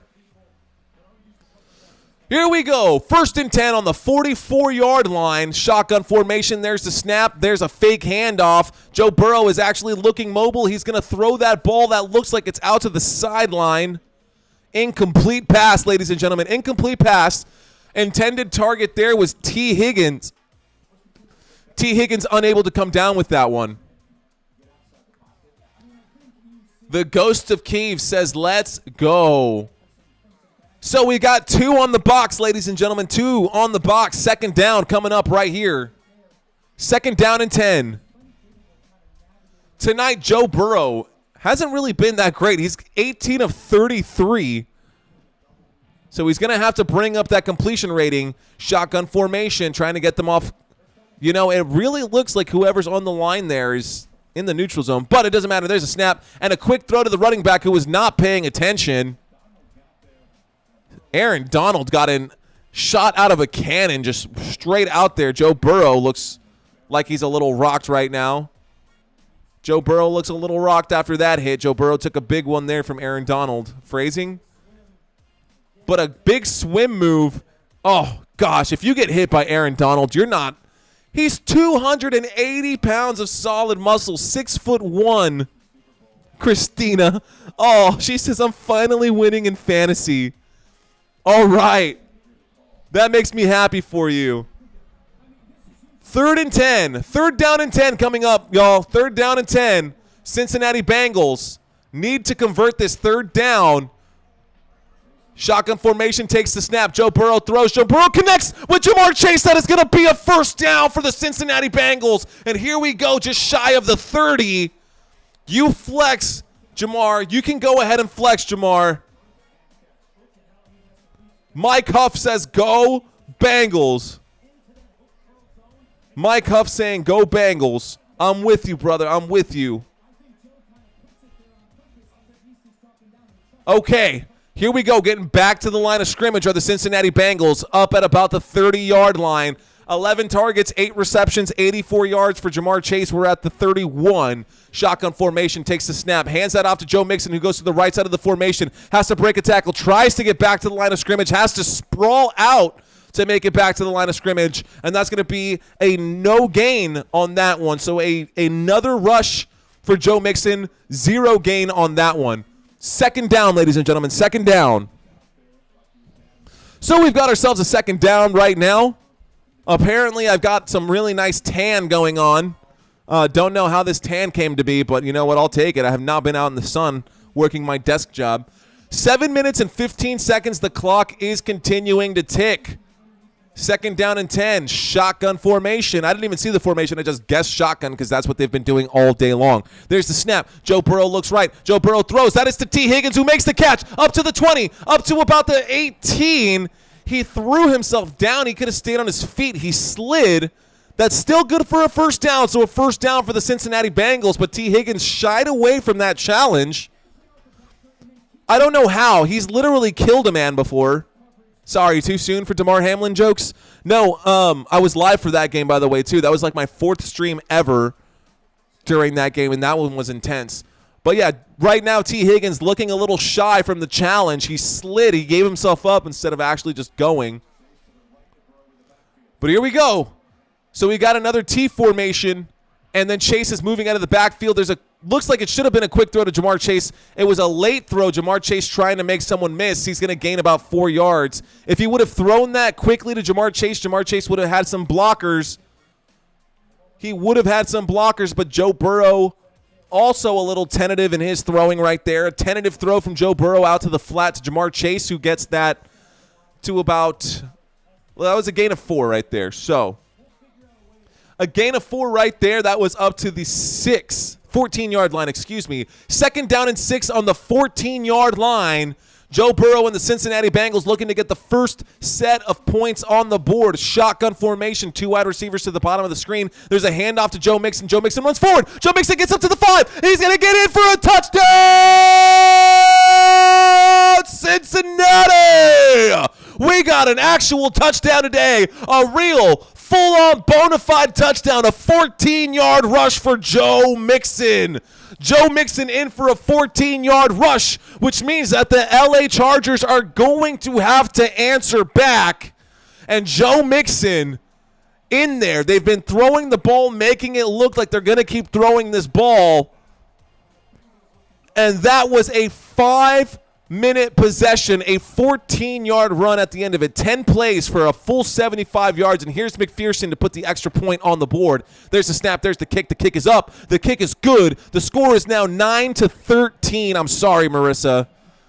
I'm sorry to you specifically, but that is what's going on right now. The Cincinnati Bengals scoring the first touchdown of this game. Joe Mixon in on that one. It was a handoff. Joe Mixon ran around the left tackle, came back inside the hashes, made some people miss, and scored a touchdown right up the gut, 14 yards. So, again, to recap that drive, ladies and gentlemen, to give you the full play-by-play and to recap that drive, we had a kickoff, a 13-yard run from Joe Mixon on that first play. We then had a 2-yard pass to Joe Mixon on the left-hand side, a 16-yard throw to Jamar Chase on the right-hand side. Then a 1st and 10, we had no gain right there. Joe Burrow's pass went incomplete. 2nd and 10, another incomplete pass. Then on 3rd and 10, Joe Burrow passed up the middle to Jamar Chase, a 13-yard catch, a first down. A no gain, another Joe Mixon, the one that I was saying he was scrambling and sprawled out to get that one. Joe Burrow then passed to the right to T. Higgins, who got 13 yards. I mean, they were getting chunk play after chunk play after chunk play. Basically, at the end of it, 2 more plays came up. Joe Mixon punched it in for a 14-yard touchdown. So that one was a very good drive. Finally, some entertainment, some drama in this one with a couple of 3rd downs that they faced and had to convert on the 3rd downs. But this is where we stand now, ladies and gentlemen. The LA Rams are now trailing the home team, the Cincinnati Bengals. LA Rams have 9. Cincinnati Bengals have 13 after that touchdown from Joe Mixon. Joe Mixon in with a touchdown, and the score is 13-9. So let's look at the teams overall and get a whole kind of picture for these guys. So, in tonight's contest, the LA Rams, 126 passing yards, 57 rushing yards, 183 total yards of offense. Matt Stafford today has completed 11 of 19 passes, 151 yards. He also has an interception. He looks bad right now. He's only got 4 fantasy football points. Kyren Williams had 7 rushing attempts for 31 yards. He's got 6 fantasy football points. Tutu Atwell has 22 yards on the ground, and Van Jefferson has 4 as well. Tyler Higbee is the leading receiver for this team. He has 56 yards through the air, 9 fantasy football points, 4 targets, 4 receptions, has not dropped a pass. Tutu Atwell has 37 yards through the air plus the 22 on the ground. Puka Nacua has 4 receptions, 5 targets. He had 20 targets last week. I don't know what's going on with Matt Stafford not targeting his favorite guy. Maybe he's worried about his oblique. But Kyren Williams, believe it or not, is the target leader in this game. Kyren Williams has 6 targets and has only caught 1 of them. So the kick is going to go up, and this actually will be returned. He gets up past the 20, all the way back to about the 24-yard line. That kickoff looked like if he wouldn't have caught it, it would have just gone out of bounds, and they would have started that drive from the 40. They could have just let that one go out of bounds. Didn't work out that way. What an interesting play from Joe Mixon. He ran left, decided to bounce back inside. I mean, once he got past the blocks that he needed, he just cut back, ran right up in between the 2 hashes all day.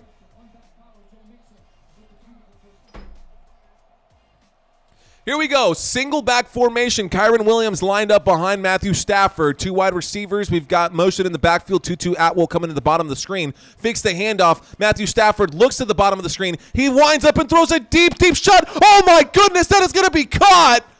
That is going to be caught. Van Jefferson all the way to the 30-yard line on the other side of the field. Van Jefferson with a huge first down. And we got a first down for the LA Rams. Matthew Stafford showing why he won the Super Bowl in this matchup last time. Here we go. Shotgun formation. Takes the snap. Matthew Stafford in the pocket. Throws underneath. The bat. Oh, my gosh. It gets batted. And that's going to end up being an interception.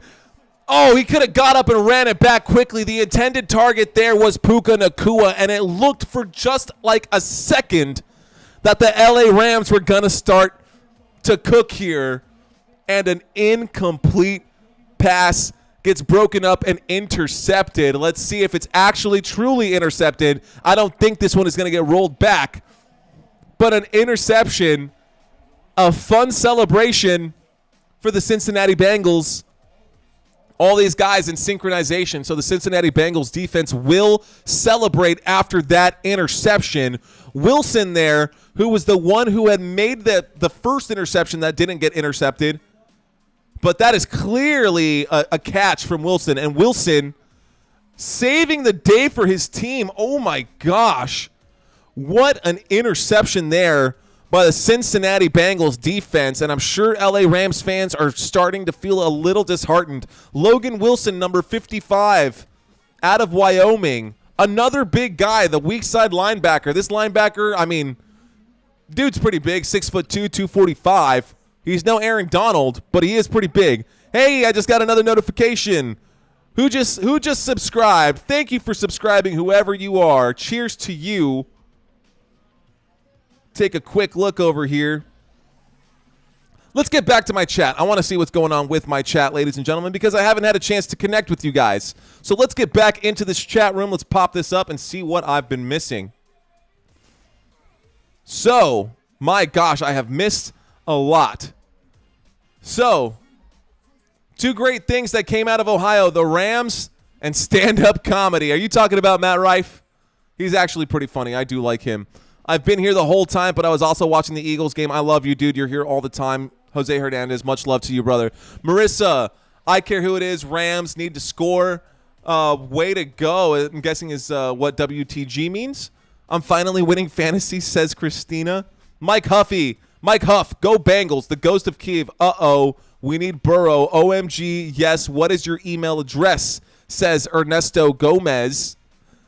I will message you after this, so I don't have my inbox blown up by a bunch of Pornhub stuff that I wasn't expecting.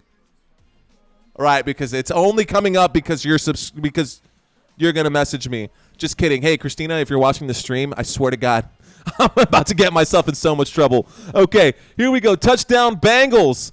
The ghost of Keefe says yes, he scores. Marissa is not happy about that. We've got the upside down sad faces. It's good. The point is good. Seth Skinner says, yeah, Bengals, thumbs up. I told you the Bengals will be all right. Apology accepted, says Marissa. Rams will have to score a touchdown. Yes, they will. We have time, but we need to hustle. Yikes. Don't look, Marissa. Oh, yup. Sorry. Love. Here we go. So the Bengals back on offense on the 22-yard line, their own 22-yard line. We have an empty backfield formation. The Rams were showing blitz. Are they going to blitz? They're still showing blitz, and they will bring 3. So, oh, that's going to be almost picked the other way, T. Higgins. That was a pass intended for T. Higgins there on first down, right up the gut. Man, Matthew Stafford threw a good pass. The defense put their hand up at the line of scrimmage, was there to tip it. Yeah, you can see how frustrated the Rams are right now. Marissa Jean is dancing. Wait. Yup. Oh, my gosh. Oh, come on. The Bengals, the one cooking right now. This is excruciating, she says. Shotgun formation. There's the snap. Joe Burrow looks left. Joe Burrow doesn't like it. He looks right. He throws that one straight into the dirt. That's probably an intentional grounding call. What are they going to say here? The ghost of Kiev, LOL, LOL. Marissa, ha. LOL, lots of laughs. I'm glad I can make you guys laugh. Wow, okay.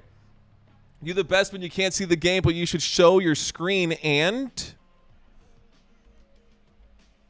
Marissa Jean is pacing. Marissa Jean is pacing. Robert, what are you talking about? Because I've actually got 2 computers I actually cannot share. Wow. Pass interference by the defense, number 37. Even the announcers are kind of confused by what happened. So we're still within 5 yards. He's just checking his assignment. No. Maybe. Okay, that might be a pass interference. He was checking his assignment, but he got his hands and kept his hands on him for too long. Dallas for life. I'm with you, Robert. I'm with you. Dallas Cowboys for life.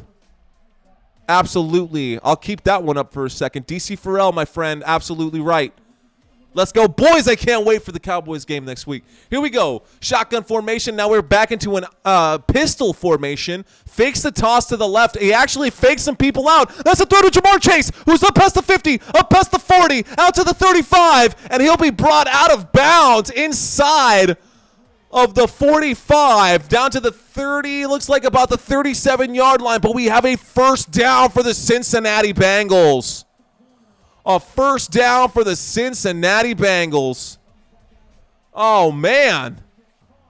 Finally, the home team is looking like they have some life. So Jamar Chase making a big move there. Jamar Chase with the catch. Climbing up the ladder. He's looking really good tonight, ladies and gentlemen. Tonight, Jamar Chase is cooking a bit right now. Jamar Chase today, 134 yards. There's the snap in a shotgun formation. Another throw to Jamar Chase, who does get a block from T. Higgins, but T. Higgins blocked the wrong way. And that's good for one. Another catch for Jamar Chase. Jamar Chase will gain one. Jamar Chase trying to talk some trash to the boys in blue on the other side, to the LA Rams. Jamar Chase, 1 of 6 on targets traveling 15-plus yards downfield. Not a great statistic. They were leading the league in those. James Kenyon checking in, dropping the whoop on the Bucks. Yo, man, thanks for being here, James. Always appreciate you being here, my friend. 2nd down and 8. Shotgun formation, ladies and gentlemen. We got 2 wide receivers to the bottom of the screen. Joe Burrow looks to the left, to the bottom of the screen, and he's going to hit. How do you keep dropping those passes? Dude, take this guy out of the game. That is absolutely crazy. Once again, on that play, the throw goes to number 5. It goes to T. Higgins. T. Higgins, just so you guys are aware, T. Higgins today has been targeted 8 times and has only caught the ball twice for 21 yards. 8 times, only caught the ball twice today for 21 yards. I will try to keep my emotions tempered and contained, ladies and gentlemen, to give you guys that same sense that you were looking for. But here we go, 3rd down and 8 in a shotgun formation. Joe Mixon lined up to the left of Joe Burrow. There's the snap. Joe Burrow looks left. He looks right. Joe Burrow's in trouble. He has to scramble. He's behind his own 40 right now. He does throw, and that is going to be broken up. And at the 30-yard line, we've got an incomplete pass. Joe Burrow is wincing as he walks back to his own sideline. 4th and 8, Evan McPherson and the field goal unit will likely come out to kick the field goal here. It's only unbiased, y'all, when it's not the Cowboys. I will always root for the Cowboys.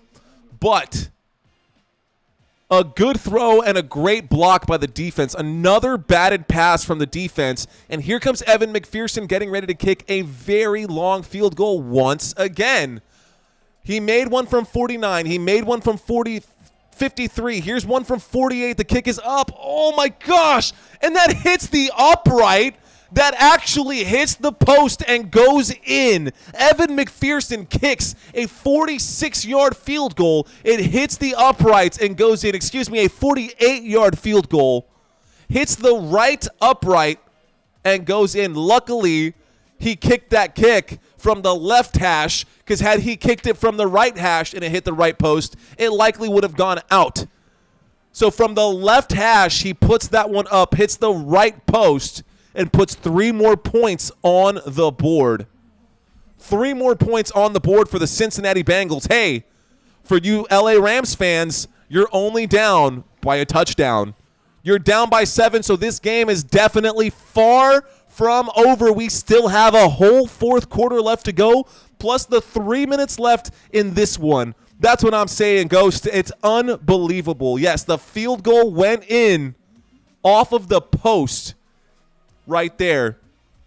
So, Evan McPherson good for 48 yards. That will cap that drive.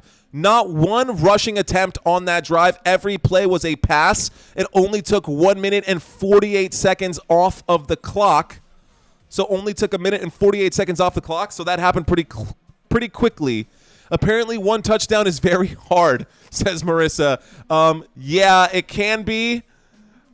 But I honestly think that was just that was actually really good defense on the Cincinnati Bengals to get their hands up right there, and it hit him on the outside of the forearm. I mean, he barely tipped that. That was intended on that interception that Matt Stafford threw. That was intended for Puka Nacua, and it could have broken for big. It just unlucky right there. So Matt Stafford today has 0 touchdowns and 2 interceptions. Matt Stafford is the one who's unlucky right now. You know, he does still, to his credit, have 173 passing yards before the end of the 3rd quarter. He'll probably break that 200 right there, drop 2 Benjamins on you.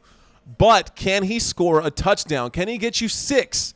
That's the real question right now. Where are the LA Rams and their offense in this very moment? They are probably going to end up starting from the 25-yard line.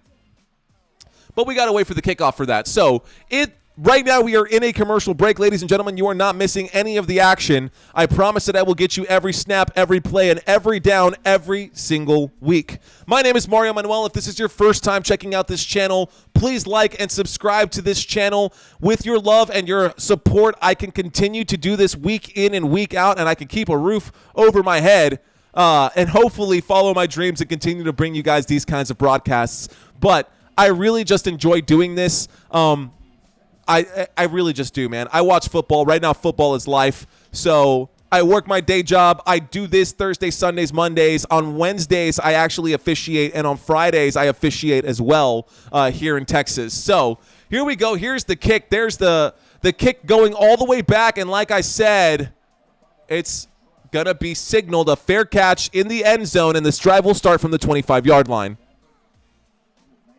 You know what? I'm actually pacing right now because this is where the drama starts. I'm actually pacing right now. I'm going back and forth like this right here, this rocking motion. This is legit, dude. Like I want to see what's going to happen with Matthew Stafford. He's been sacked 3 times today, y'all. Only 197 yards. Can he overcome the adversity? So close right now. Here we go. Single back formation. We've got motion in the backfield. Ben Skoranek. They're trying to see what the defense is going to do with that motion. Matt Stafford is making a call at the line. He is under center. Kyren Williams will step out from behind him, and that's going to be a throw to Kyren Williams, and that's going to be a catch, and that's going to go, oh my goodness, it looks like he might have stepped out short at about the 32. So 3rd down and 3 at the LA Rams 32-yard line. A gain of 7 for Kyren Williams. A catch on that one. So in a PPR league, that is another point for him. So 2nd down and 3, 2 minutes and 55 seconds left to go in this 3rd quarter of Monday Night Football. The Cincinnati Bengals have 16. Note Boom is actually coming out of this game right now. He looks like he's going out sideways. Thank you so much, Ghost. Thank you so much. Okay, so Note Boom is coming out right now for the LA Rams. That is not good because he's their left tackle, and left tackles protect the quarterback. Let's see if the second left tackle can fill in this spot. Here we go. Shotgun formation, waiting for the snap. 4 wide receivers, 2 left, 2 right. Matt Stafford takes the snap. He hands that off to Kyren Williams, who runs forward and gains maybe about a yard or 2 on that play. That'll bring up a 3rd down and short. It'll be a 3rd and 1. 2 minutes and 26 seconds left to go, ladies and gentlemen. So this game has been a bit of a whirlwind. It started off a little slow. It has picked up, and things are starting to get pretty chippy out there. You can see the Bengals fans all wearing white today. They decided to white out. The Bengals are wearing their white uniforms. The cheerleaders are wearing their white uniforms. Here we go again in the shotgun formation. Kyren Williams was hopping out to the right to get back to the line, but it looks like they're going to stay in shotgun. Here we go. Matt Stafford is taking the snap. Matt Stafford looks left. Matt Stafford looks right. He throws a short, medium pass to Tutu Atwell, and that'll be caught, and that'll be a 1st down for the LA Rams, but there is a flag on the play. Hold up 1 second. This may be holding on the offense. I got to hear what the officials have to say here.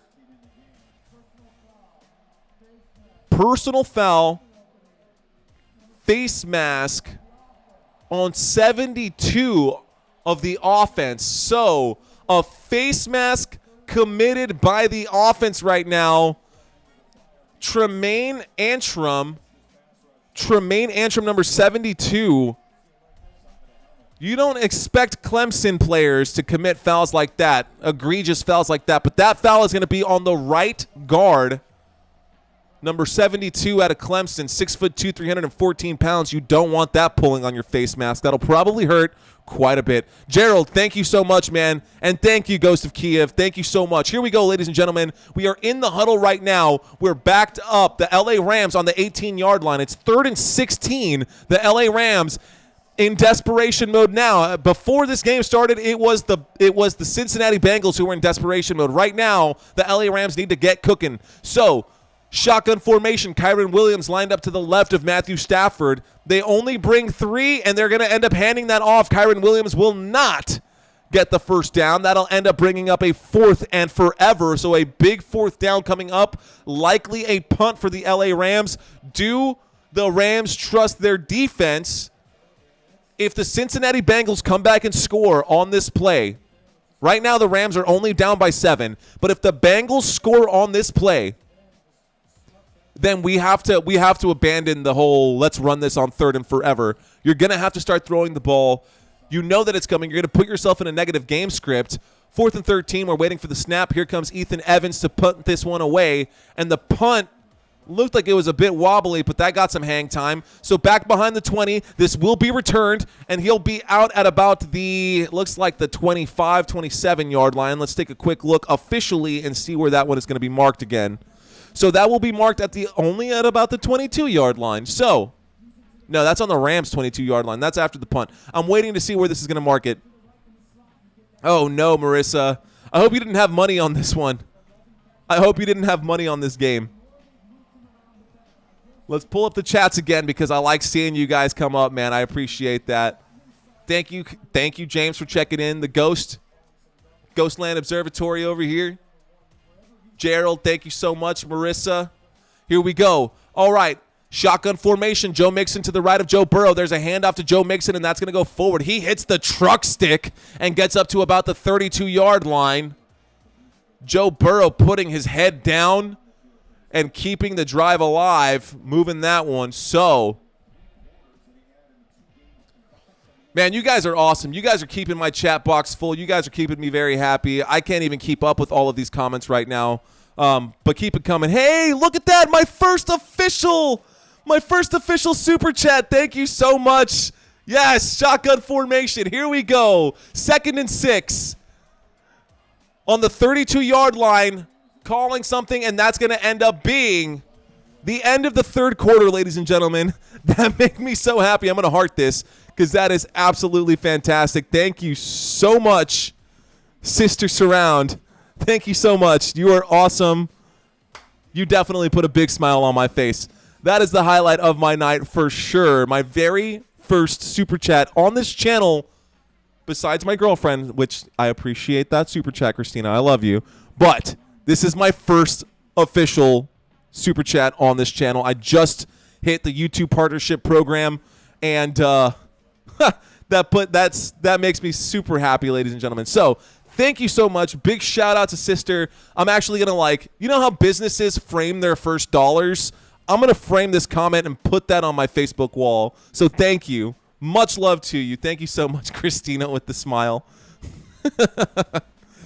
Yes, that makes me so happy. Cool. All right, ladies and gentlemen, let's get back to business. So that is the end of the 3rd quarter, ladies and gentlemen. The end of the 3rd quarter. When we get back to this game, it'll be a 2nd down and 6 on the Cincinnati Bengals' own 32-yard line. The Cincinnati Bengals do have the ball. We will start the 4th quarter. Both of these teams will have all of their timeouts. Both of these teams will have all of their timeouts, although I could have sworn that the Rams did call one earlier in the 3rd quarter, very early in the 3rd quarter, but it looks like it didn't count or something. Anyways, no big deal. When we get back, 2nd down and 6, Bengals 32-yard line. The last play that we just watched right now, or that you just heard, was Joe Mixon running up to the right to the 32-yard line for a 4-yard gain. And this is where we are right now. The Cincinnati Bengals, ladies and gentlemen, the Cincinnati Bengals today, 274 yards of total offense, passing yards 218, rushing yards 56. On the other side, the LA Rams, 241 yards of total offense, 61 rushing yards, and 180 passing yards. Matt Stafford, not looking so hot today. Joe Burrow has yet to score a passing touchdown. The only touchdown in this game so far, ladies and gentlemen, has come from the Cincinnati Bengals. Joe Mixon on a 14-yard touchdown run. On 12 rushing attempts, he has 56 yards. Are they going to continue to feed this man? We're about to find out. 2nd down and 6. Coming up in just a second. On my screen, I see an overview of Paycor Stadium. And it looks like a shotgun formation from a mile in the sky, and now we're back on the field. So, shotgun formation, Joe Mixon standing to the right. We've got 2 wide receivers at the top of the screen, 1 wide receiver to the bottom of the screen. And Joe Mixon shifts to the left. There's a handoff to Joe Mixon, who's going to go up the middle, and he's going to go forward and gain up past that first down marker to the 40. The pile is still moving. A scrum is happening, and now we've got up to the 40-yard line, but a first down for the Cincinnati Bengals. Cincinnati Bengals moving the ball right now. So Joe Mixon with another carry right now. That puts him up to 13 carries and 64 yards. Joe Mixon has been the consistent player here today. 13 carries, 64 yards. He was looking grim before that touchdown, but that touchdown revitalized him. That is his first touchdown of the season. Jamar Chase has yet to score this season too. Shotgun formation. There's another handoff to Joe Mixon, who goes out to the right. This time he's going to fight tooth and nail just to gain 1 yard. So he's going to be down at the 41-yard line. We've got a 2nd down and 9. 2nd down, ladies and gentlemen. 2nd down. So 2nd down and 9 coming up right now. We are in the 4th quarter. The Cincinnati Bengals have a 7-point lead, so they are not in a rush to stop the clock. They are not in a rush to stop the clock. Once again, I think 90% of their plays, y'all, have been shotgun formation. The other 10 have been empty backfield. But once again, we are in a shotgun formation. 3 wide receivers this time to the bottom of the screen, so we got trips left. There's the snap.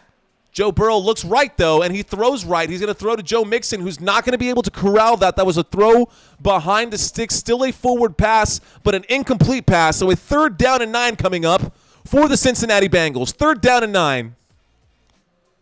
And right now, that will stop the clock. 13 minutes and 34 seconds left to go in this 4th quarter of regulation time. I say regulation time because if they don't score, the LA Rams can tie this up in the 4th quarter. So 3rd down and 9, 13 and a half to go. Shotgun formation. Joe Mixon is not in the backfield. But it looks like Joe Burrow is making people move around at the line right now. The same formation from before without Joe Mixon. This time he does look left, and he's going to throw left, and he's going to throw a first down to Tyler Boyd. Tyler Boyd getting up past midfield. I got excited there. First down for the Cincinnati Bengals. So we are across midfield. Can the Los Angeles Rams get a stop here to keep this game interesting, or are the Bengals going to blow the doors wide open on this drive and give themselves a 14-point lead in the 4th quarter? Ooh, that looked like it could have been a face mask there. No flag, but we've got a 1st down and 10 on the 49-yard line across midfield. There's a snap and a handoff to Joe Mixon, who goes to the right-hand side, churns his legs, only gains about 2 yards, so that'll bring up a 2nd down. It's going to be at the 47-yard line, so a 2nd down and like maybe 7.5. They're going to say 2nd down and 8. So a 2nd down and 8 coming up here, ladies and gentlemen. The clock is going to continue ticking. I see on my screen 12 minutes and 24 seconds. The Bengals still have the ball. The Bengals are driving right now. So far, 2 passing plays, 4 rushing plays. They've gone a total of 25 yards on this one. So a shotgun formation. Joe Mixon is back on the field. Jamar Chase to the bottom of the screen. Top of the screen. There's a snap. Joe Burrow looks right, doesn't like it. Joe Burrow looks left, throws to the big tight end. That looks like it's going to be a catch, unless that hit the dirt. But it did hit the dirt. Wilcox will drop that one. That's going to be a 3rd and 8. So a 3rd down and 8 coming up. Definitely a dropped pass, not a catch. Incomplete pass. Joe Burrow, incomplete pass there. Today, Joe Burrow is 24 of 45. He's thrown the ball 45 times, y'all. And he's barely over 50% right now, so just under 60%. I'm not 100% on that math. Here we go. We're waiting for the snap here. Shotgun formation at the 48-yard line.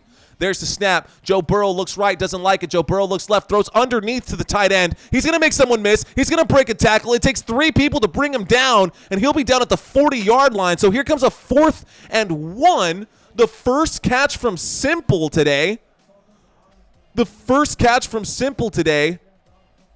But not enough for a first down. Drew Simple, the 2nd-round pick in the 2019 draft. He's a big tight end, guys. He's a big target, 6'5". You should target that guy. You know he's got the height advantage almost over literally everyone on the other side of the ball. 4th down and 1, and they're going to go for it. The Cincinnati Bengals going for it on 4th down and 1. Joe Mixon in the shotgun formation with Joe Burrow. Waiting for the snap. They're trying to get him off guard. Nope. That's going to be a handoff to Joe Mixon, and Joe Mixon will get it. That is going to be a 1st down for the Cincinnati Bengals, and the clock will continue to go, and that will continue the drive as well. So the LA Rams starting to get backed up against the wall right now. But you know what happens when you put an animal up against the corner? They will lash out at you. Let's see. Let's see if the LA Rams still have some fight left in that dog right there. Joe Mixon, the big dog on the field right now, though. Joe Mixon looking good, getting that 1st down. 1st down for Cincinnati Bengals. Have yet to say a 1st down for the LA Rams in a while. Shotgun formation. There's the snap. Fakes the handoff to Joe Mixon. Joe Burrow in the pocket. Joe Burrow throws a rocket, and that is intercepted. Oh, my goodness. Just as soon as I said it, that is picked off by the LA Rams, and the LA Rams will go the other way with it. No kidding. Oh, my goodness. An interception for the LA Rams. Very much needed right there. Number 14 in to make that stop. Wow. Unbelievable. Huge play. A huge play right there. Oh my gosh. Here we go. We're going to watch that one more time. A one-handed interception. The receiver had both of his hands on the ball, and the third hand was from the defender there. That hand got ripped out as he was literally upside down over the intended receiver, and he stripped that ball on one of the craziest interceptions. I mean, oh my gosh. Wow. So we are now going the other way, y'all. We are now going the other way. The LA Rams now have possession, and they are this game is getting more and more interesting by the second, ladies and gentlemen. This game is getting more and more interesting by the second. Let's get back to my comments, y'all. Here we go. The Ghost of Kiev. Laugh, Marissa. Thank you, deserved. Oh, I'm happy. I'm happy too, Sister Surround. Thank you so much. Yo, that does make me happy. I have 12 wins going for the Bengals. 13 wins now, says Rosalie Jones.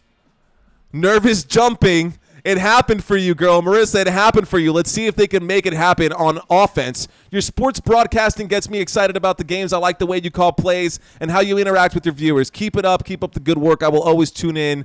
Thank you so much, Ernesto. Hit me up for that poker. I will hit you up, man, actually. Christina, if you can take a note of that if you're watching the stream right now, remind me to message Ernesto later.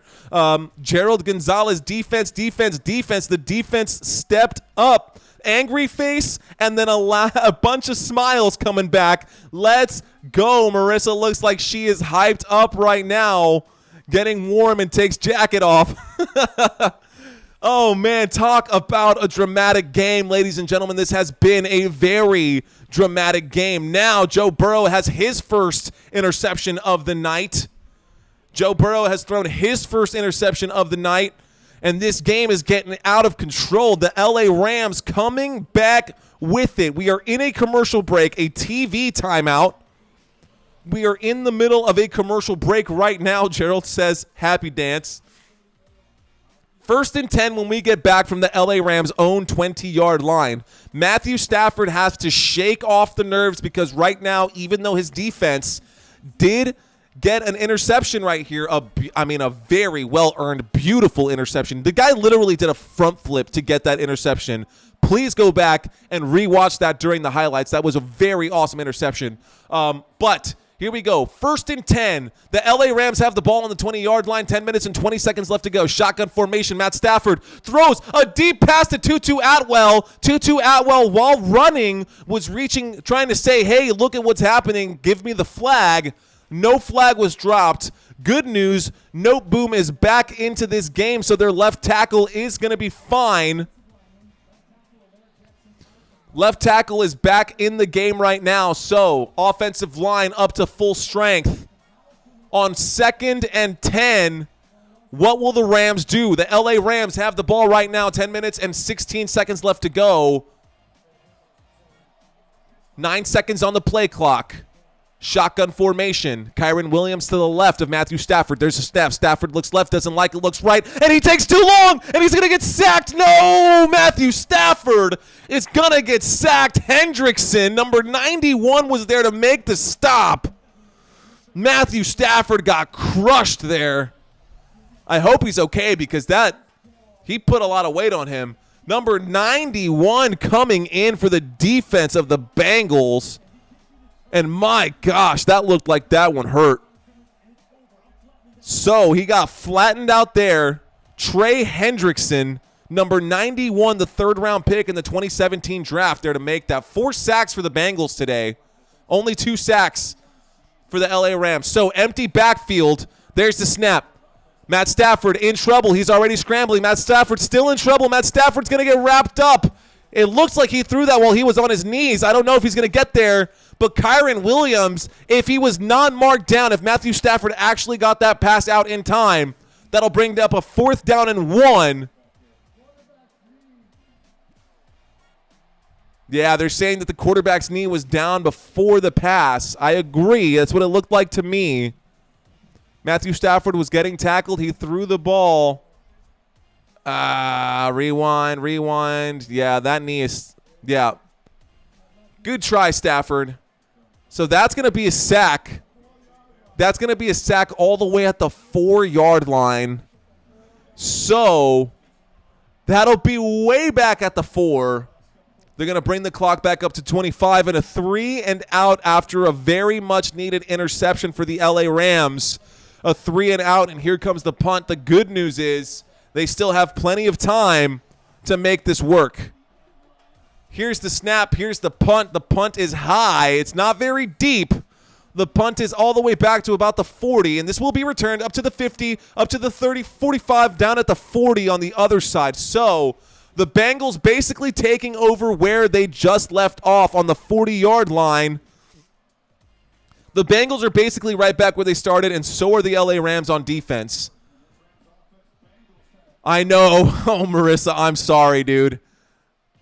It's not over, though. 8 minutes and 46 seconds left to go in the 4th quarter, ladies and gentlemen. There's plenty of time for both of these teams to make some moves. Plenty of time for both of these teams to make some moves. So, again, a 3 and out. No gain. 1 pass intended for Tutu Atwell. The second was a sack. The third play was another sack. Back-to-back sacks for the Bengals. So now 5 sacks for the Cincinnati Bengals today. No touchdowns for the LA Rams. The LA Rams really want Cooper Kupp back. They could really use him. Kyren Williams, as good as he's been over the first 2 games, Kyren Williams does not look stellar tonight. And just so we can compare like what this looked like, ladies and gentlemen, let me pull up some of my data that I gathered before this game. So last week, Kyren Williams ran 14 times for 52 yards and a rushing touchdown. He also had 6 receptions for 48 yards and a rushing touchdown. On the season, before today's game, he had 29 carries. He had 29 carries, 3 touchdowns on the ground, and a touchdown through the air. And today, silent as the grave. Puka Nacua is someone else who last week had 20 targets. 20 targets last week. Puka Nacua had 20 targets last week, 15 receptions, literally shattering records for rookie wide receivers. More than Chase, more than Jefferson over the first 2 games. Literally breaking records. And tonight, someone else who is absolutely silent. So, Tutu Atwell has been looking good this season. I mean, without Cooper Kupp, it looks like teams were underestimating them, thinking that they were going to it's the same thing that happened to the Dallas Cowboys yesterday. Teams were going in saying, oh, it's just the LA Rams. We can win this game. They're missing everybody. Cam Akers, trash. Which I know if you're a Rams fan, you probably agree with me. Cam Akers was trash. But Cooper Kupp, he's gone. These guys can't do anything. And they gave up points. And, I mean, they were able to win one of their first 2 games. But now, I think the Cincinnati Bengals are not going to do the same mistake that the Dallas Cowboys did and underestimate their opponent And they're looking good right now. The Cincinnati Bengals are looking good. The LA Rams have to start pushing the envelope now. It is Monday Night Football, ladies and gentlemen. Shotgun formation from the 40-yard line. Actually, we've now bounced back to a pistol. There's a handoff. Oh, my gosh. Joe Mixon gets tagged, but then ends up breaking free, and then he gets tackled 3 yards behind the line of scrimmage. So a tackle for a loss, and the LA Rams defense is still in this game. They're still awake. They know that they can still make something happen. So I think the Rams are just doing, or the Bengals are just doing what they can to milk this clock right now. And I did say clock with an L. Milking this clock right now. Here we go. Shotgun formation. Cincinnati Bengals have the ball on the 43-yard line, waiting for the snap. 2 wide receivers to the bottom of the screen. There's the snap. Joe Burrow looks that way. He does connect with Jamar Chase, who tries to hurdle over someone. And Jamar Chase gains about 4 yards, maybe 7 yards on that play, getting them back up to the 5-yard line. So an 8-yard reception for Jamar Chase on the left-hand side there, as he tries to hurdle someone, gets pushed out of bounds. 3rd down and 5 on the Rams 35. 3rd down and 5 on the Rams 35. Tonight, Jamar Chase has 12 receptions for 141 yards. If he gets a touchdown, that's going to be a big day for him. Here we go. Jamar Chase moving in the backfield. Waiting for the snap is Joe Burrow. Once again in shotgun. 35-yard line. There's the snap. Joe Burrow looks right. Joe Burrow likes it. He throws right. That's going to be just outside of range for Tyler Boyd. So 4th down and 5 coming up. And here comes Evan McPherson once again to try to put 3 points on the board. Here comes Evan McPherson again to try to put 3 points on the board. No touchdowns allowed by the Cincinnati Bengals in this game. He's made one from 49, 53, 48, and missed the 56-yarder. Here's a 54-yarder on 4th and 5. 54 yards, Evan McPherson. There's the snap. There's the kick. The kick is up. That one is, oh my gosh, another squeaker, this time to the left. And the score is now 9-19. Cincinnati Bengals have just put 3 points on the board, ladies and gentlemen. So in the 4th quarter, midway through the 4th quarter, the Cincinnati Bengals have a 10-point lead over the visitors, the LA Rams. Los Angeles Rams are going to have to start moving here and start moving mistake-free, because any more mistakes in this game will be salted away, ladies and gentlemen. Any more mistakes in this will get salted. This game will be done if Matt Stafford cannot get it together here. So let's look at the stats for today's game. Let's look at the actual team stats for today's game. On this side of the ball, 11 first downs. 11 first downs in the form of one rushing first down, 9 passing first downs. That is for the LA Rams. For the Cincinnati Bengals, they have 19 first downs, 12 of them passing, 4 of them rushing. They've also both got first downs due to penalties, but we don't really count those. I mean, we do, but we don't. So time of possession for the LA Rams, 20 minutes. Time of possessions for the Cincinnati Bengals, 32 minutes and 29 seconds. The Cincinnati Bengals have really been controlling this clock right now, and without converting these first downs or being able to keep these drives alive, the LA Rams are just kind of sitting ducks right now. They're sitting ducks right now. So turnovers.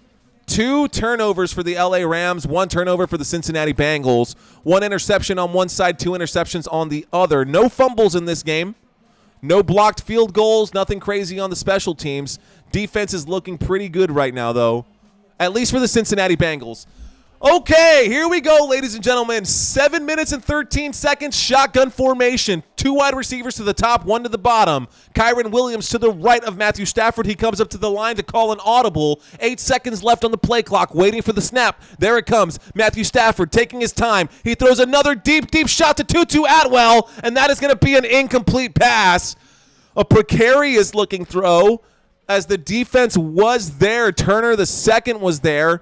Almost picked off if Tutu Atwell didn't come back and try to fight for it. A bad throw from Matthew Stafford. He's not looking like the Super Bowl winner that he was in 56. There's that throw. Oh, man, Tutu Atwell. Matthew Stafford should have thrown it farther and put it past the defense because Tutu Atwell had cooked that defender. He underthrew him. So here we go. Kyren Williams to the right of Matthew Stafford. Shotgun formation. Likely he will just be there to block.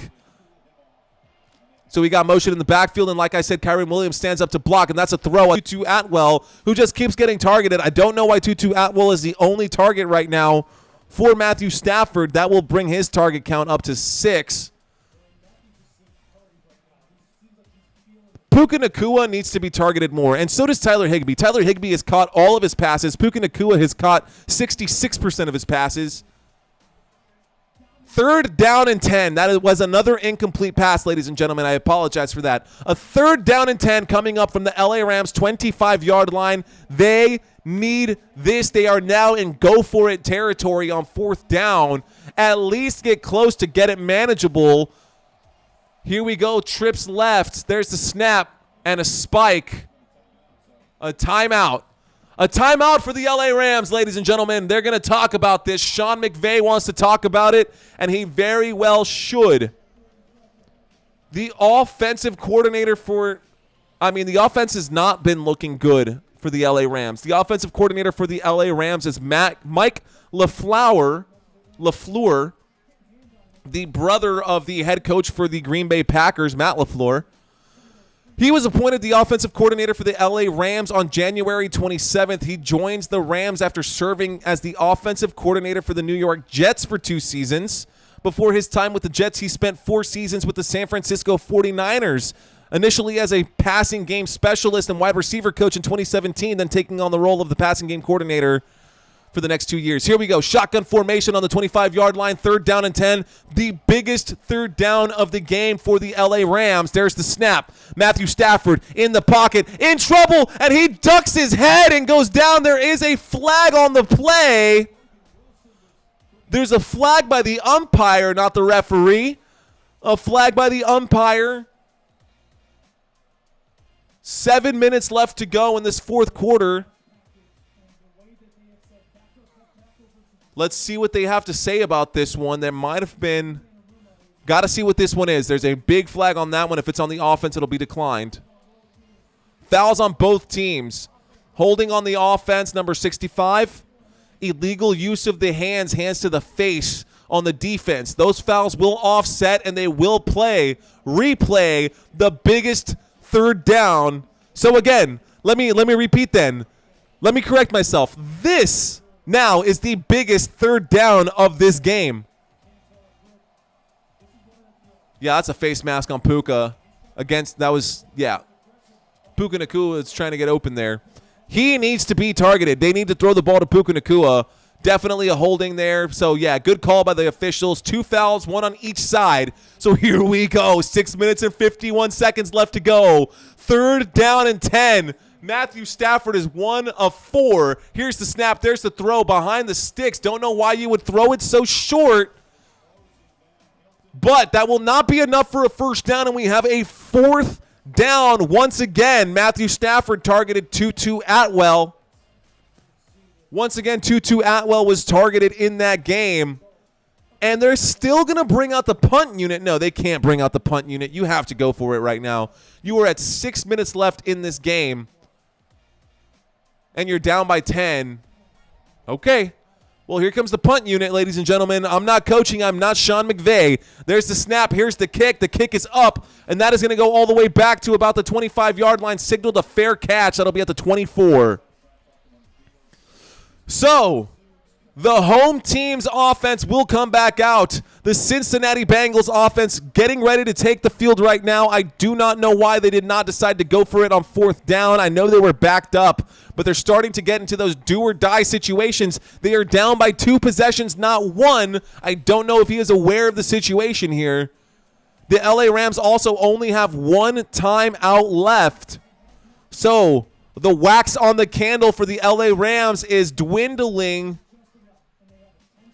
And here we go. They've got a 10-point lead in the pistol formation for the 2nd time in this game. Joe Burrow 5 yards back. Joe Mixon 3 yards behind him on the 24-yard line, waiting for the snap. There's the snap. There's a handoff to Joe Mixon. Joe Mixon is going to try to make some people miss, but he's not going to go anywhere. Forward progress will end at the 21-yard line. And that will end up being a 2nd down and 13 coming up. 2nd down and 13 after that play. A loss of 3.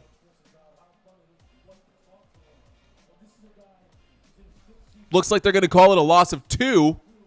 We got a 2nd down and 12, ladies and gentlemen. 6 minutes. We are inside of 6 minutes. We've actually got 5 minutes and 30 seconds left. The clock is going to continue to tick. 10 seconds left on the play clock as the huddle breaks, so they're going to have to get this snap off pretty quick here. 5 seconds left on the play clock. Motion in the backfield. Waiting for the snap. Pistol formation. That should have been a delay of game or a timeout by the Bengals. Yeah, flag, delay of game on the Bengals. 5-yard penalty, repeat 2nd down. So I think they were literally, I don't think they even cared. I really think they were just trying to take time off the clock there, as much time as possible. They're willing to give up the 5 yards for it. 2nd down and 17 on the 17-yard line. 2nd and 17 on the 17-yard line. 5 minutes and 14 seconds left to go, ladies and gentlemen. There's the snap in the pistol formation and another handoff to Joe Mixon, who fights forward and loses another yard. So that'll bring up a 3rd down and 18 on the Cincinnati Bengals 16-yard line. Cincinnati Bengals have 19 points in this game. Cincinnati Bengals have 19 points in this game. The LA Rams have 9. The clock will continue to tick right now, and I'm surprised that the Bengals didn't try to do something here. A 3rd and 18. Are they going to take a shot and get this 1st down? If they get this 1st down, then the Rams are really in trouble. 4 minutes and 30 seconds left to go, ladies and gentlemen. 5 seconds left on the play clock. 3rd down and 18.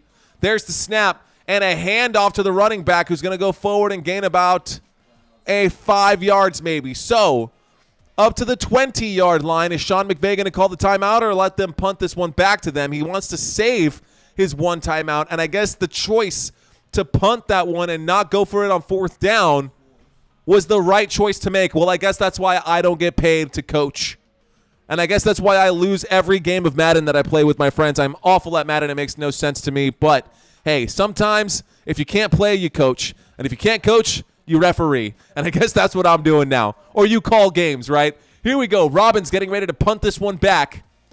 Kyren Williams getting ready to return this one. Brad Robbins the punter. Kyren Williams the punt returner for the LA Rams. Waiting for the snap.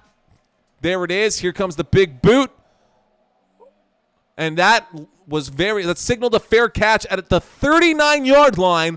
So the LA Rams will get another chance to dwindle the gap, to bring that gap closer and get within arm's reach here. LA Rams. Oh, man. Here we go. Here we go. That was funny when you said the Rams coach. Aware. Yes. So, here we go. 1st down and 10, ladies and gentlemen. We are starting this drive. Starting this drive from the 39-yard line. Shotgun formation. We have motion in the backfield from Tyler Higbee. Waiting for the snap. There it is. Matt Stafford looks left. He looks right. He throws right. And he's going to connect with Tyler Higbee on that route. And he's going to be good for a 1st down. A 1st down for Tyler Higbee. And they are across midfield on that play. So a 1st down and 10 coming up on the Cincinnati Bengals 46-yard line. And already we are across midfield. The Bengals did punt back to the LA Rams. So that first play right there went for about 15 yards. Shotgun formation. There's the snap. Matthew Stafford steps back in the pocket. Throws. Connects with Tutu Atwell. Tutu Atwell makes someone miss. And that looked like a face mask right there. There's the flag. There's a flag in on this one. There's a flag there for sure. It definitely looked like a face mask to me. There's no way it's not. The officials, I hope they get this one right because that was a face mask. Was that a shoulder pad or a face mask? Shoulder pad, horse collar. Okay. No foul on the play. I think that might have been the right call, too. I mean, he wasn't from behind, so it wouldn't be a horse collar. He saw the tackle coming. It wasn't a face mask, so no foul on the play. Good job. Good job to talk about it. The officials did the right thing, getting together and making that happen. So, 3 minutes left to go. 2nd down and 3.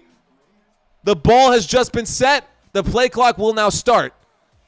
Shotgun formation, 2 wide receivers to the top, Puka Nacua at the bottom. Matthew Stafford looks right, looks left, throws a deep, deep bomb to the left. And Van Jefferson is going to let that one hit the dirt. Look, Rams, you don't need a huge bomb right now. You need to move the chains and then get the big bomb. You need to move the chains first, guys. Move the damn chains. 2 minutes and 49 seconds left to go. 3rd and 3. 21 seconds left on the play clock. The LA Rams trail by 10 in the 4th quarter. Shotgun formation. There's a snap. Matthew Stafford looks right, looks left, throws a sidearm throw, and that is going to end up being in the dirt, and they're going to have to go for it. Davis was there to make the stop. I don't like Matthew Stafford trying to throw those sidearm throws.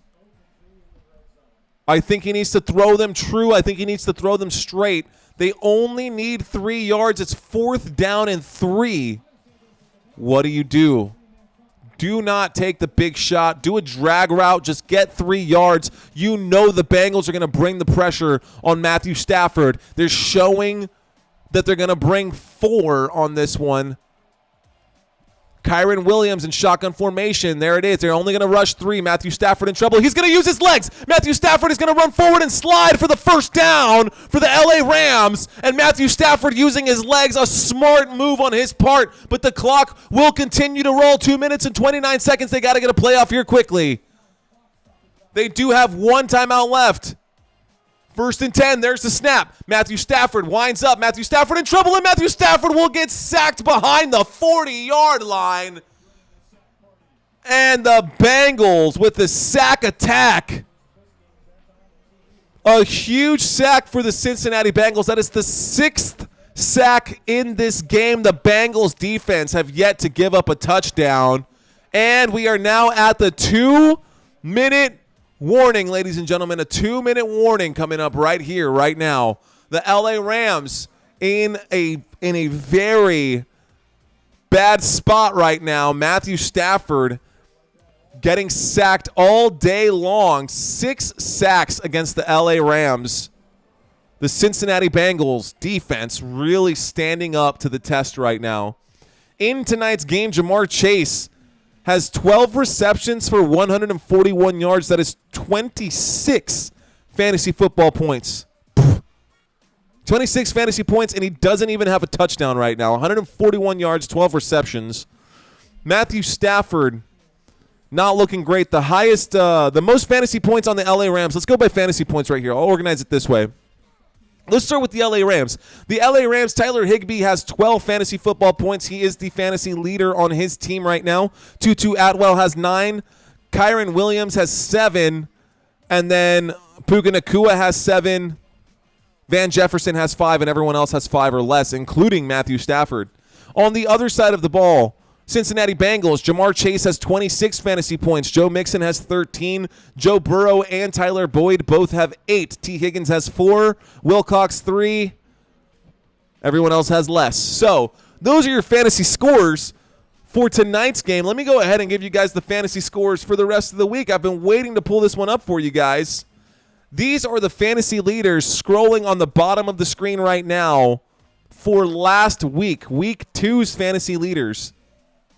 Shit, I should have pulled up the ones for today. I got sidetracked trying to do some other stuff for my stream, so that's kind of embarrassing that I'm late to the party. But this information is up to date, so I will leave this information up for you guys. These are the scores. The only one that has not been updated was the game that was just played today with the Philadelphia Eagles and the Tampa Bay Buccaneers. 914 subscribers, guys. I think this week coming up, there's a very good chance that we're going to hit that 1K mark. There's a very good chance that we're going to hit that 1K mark, and I'm so excited. I'm cheesing right now. My smile, I can't get rid of it. I'm excited. It's been a good game so far, ladies and gentlemen, but right now the stronger team looks like the Cincinnati Bengals. We are going to have a 2nd down and 18 when we get back from the 2-minute warning, which we should be back from in just a second here.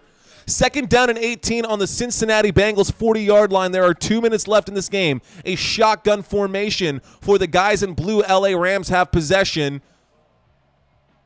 And now Kyren Williams is going to get up to block. Here we go. There's the snap. Matthew Stafford in trouble. Matthew Stafford winds up and throws a deep, deep shot. And that's the Puka Nacua. And that will be a 1st down down at the 3-yard line. And that's a 1st down for Puka Nacua. And the LA Rams, you have got to be kidding me. That took almost no time off the clock, but they need to hurry up. He stayed in bounds. They're going to hand this off to Kyren Williams, likely. Single back formation once they get to the line in the hurry up. There's a handoff to Kyren Williams. Kyren Williams runs up forward and gets stuffed at the line. They need to call a timeout or spike the ball. 1 minute and 27 seconds left to go. Get up, break up the huddle. Let's go. Hurry it up, boys. LA Rams trying to punch it in right now. 1 minute and 18 seconds on the 1-yard line. 2nd and 1. 2nd down and 1. Matthew Stafford takes the snap. Matthew Stafford looks right, doesn't like it. Matthew Stafford looks left, doesn't like it. Matthew Stafford pump fakes. Matthew Stafford throws that one. And an incomplete pass. So, anticlimactic. 1 minute and 6 seconds. He waited way too long. Should have thrown that ball sooner. It was either going to be a touchdown or be an incomplete pass. The incomplete pass would have stopped the clock. The touchdown would have stopped the clock and put them closer. Should have thrown that one instead of holding it for 10 seconds. There it is. 1 minute and 6 seconds left to go. 3rd and goal. Shotgun formation. LA Rams knocking on the door right here. There's the snap. Matthew Stafford looks left, and he throws to Tutu Atwell for a touchdown! Rams! The LA Rams with a touchdown there on the left-hand side. A 1-yard receiving touchdown for Tutu Atwell, finally punching it in. That brings his fantasy score up to 17. Tutu Atwell was the wide receiver motioning in the backfield during that play, and a very routine pitch and catch for these two teams. Now, here it comes. They need this extra point. There's the snap. Brett Maher kicks it. Brett Maher puts it up the middle.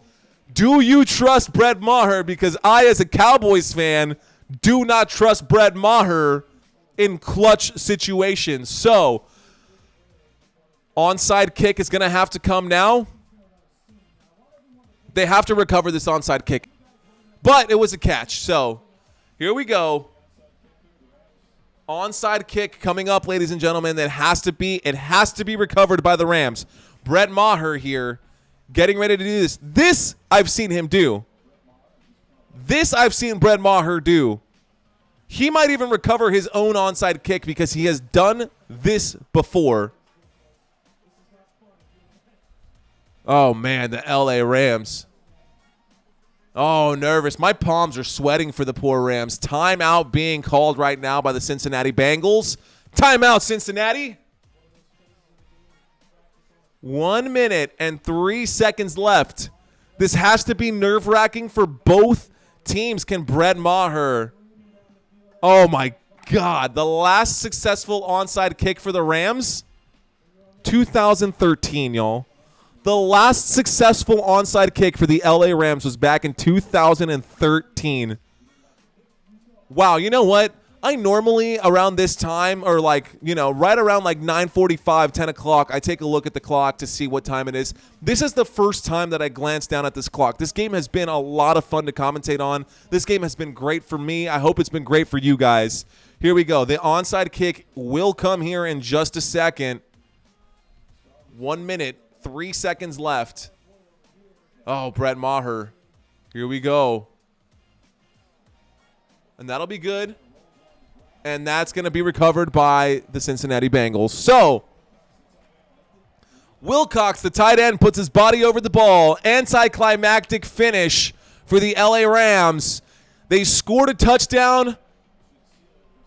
2 minutes too late. 1 minute and 2 seconds left in this fourth quarter, ladies and gentlemen. 1 minute and 2 seconds left in this fourth quarter.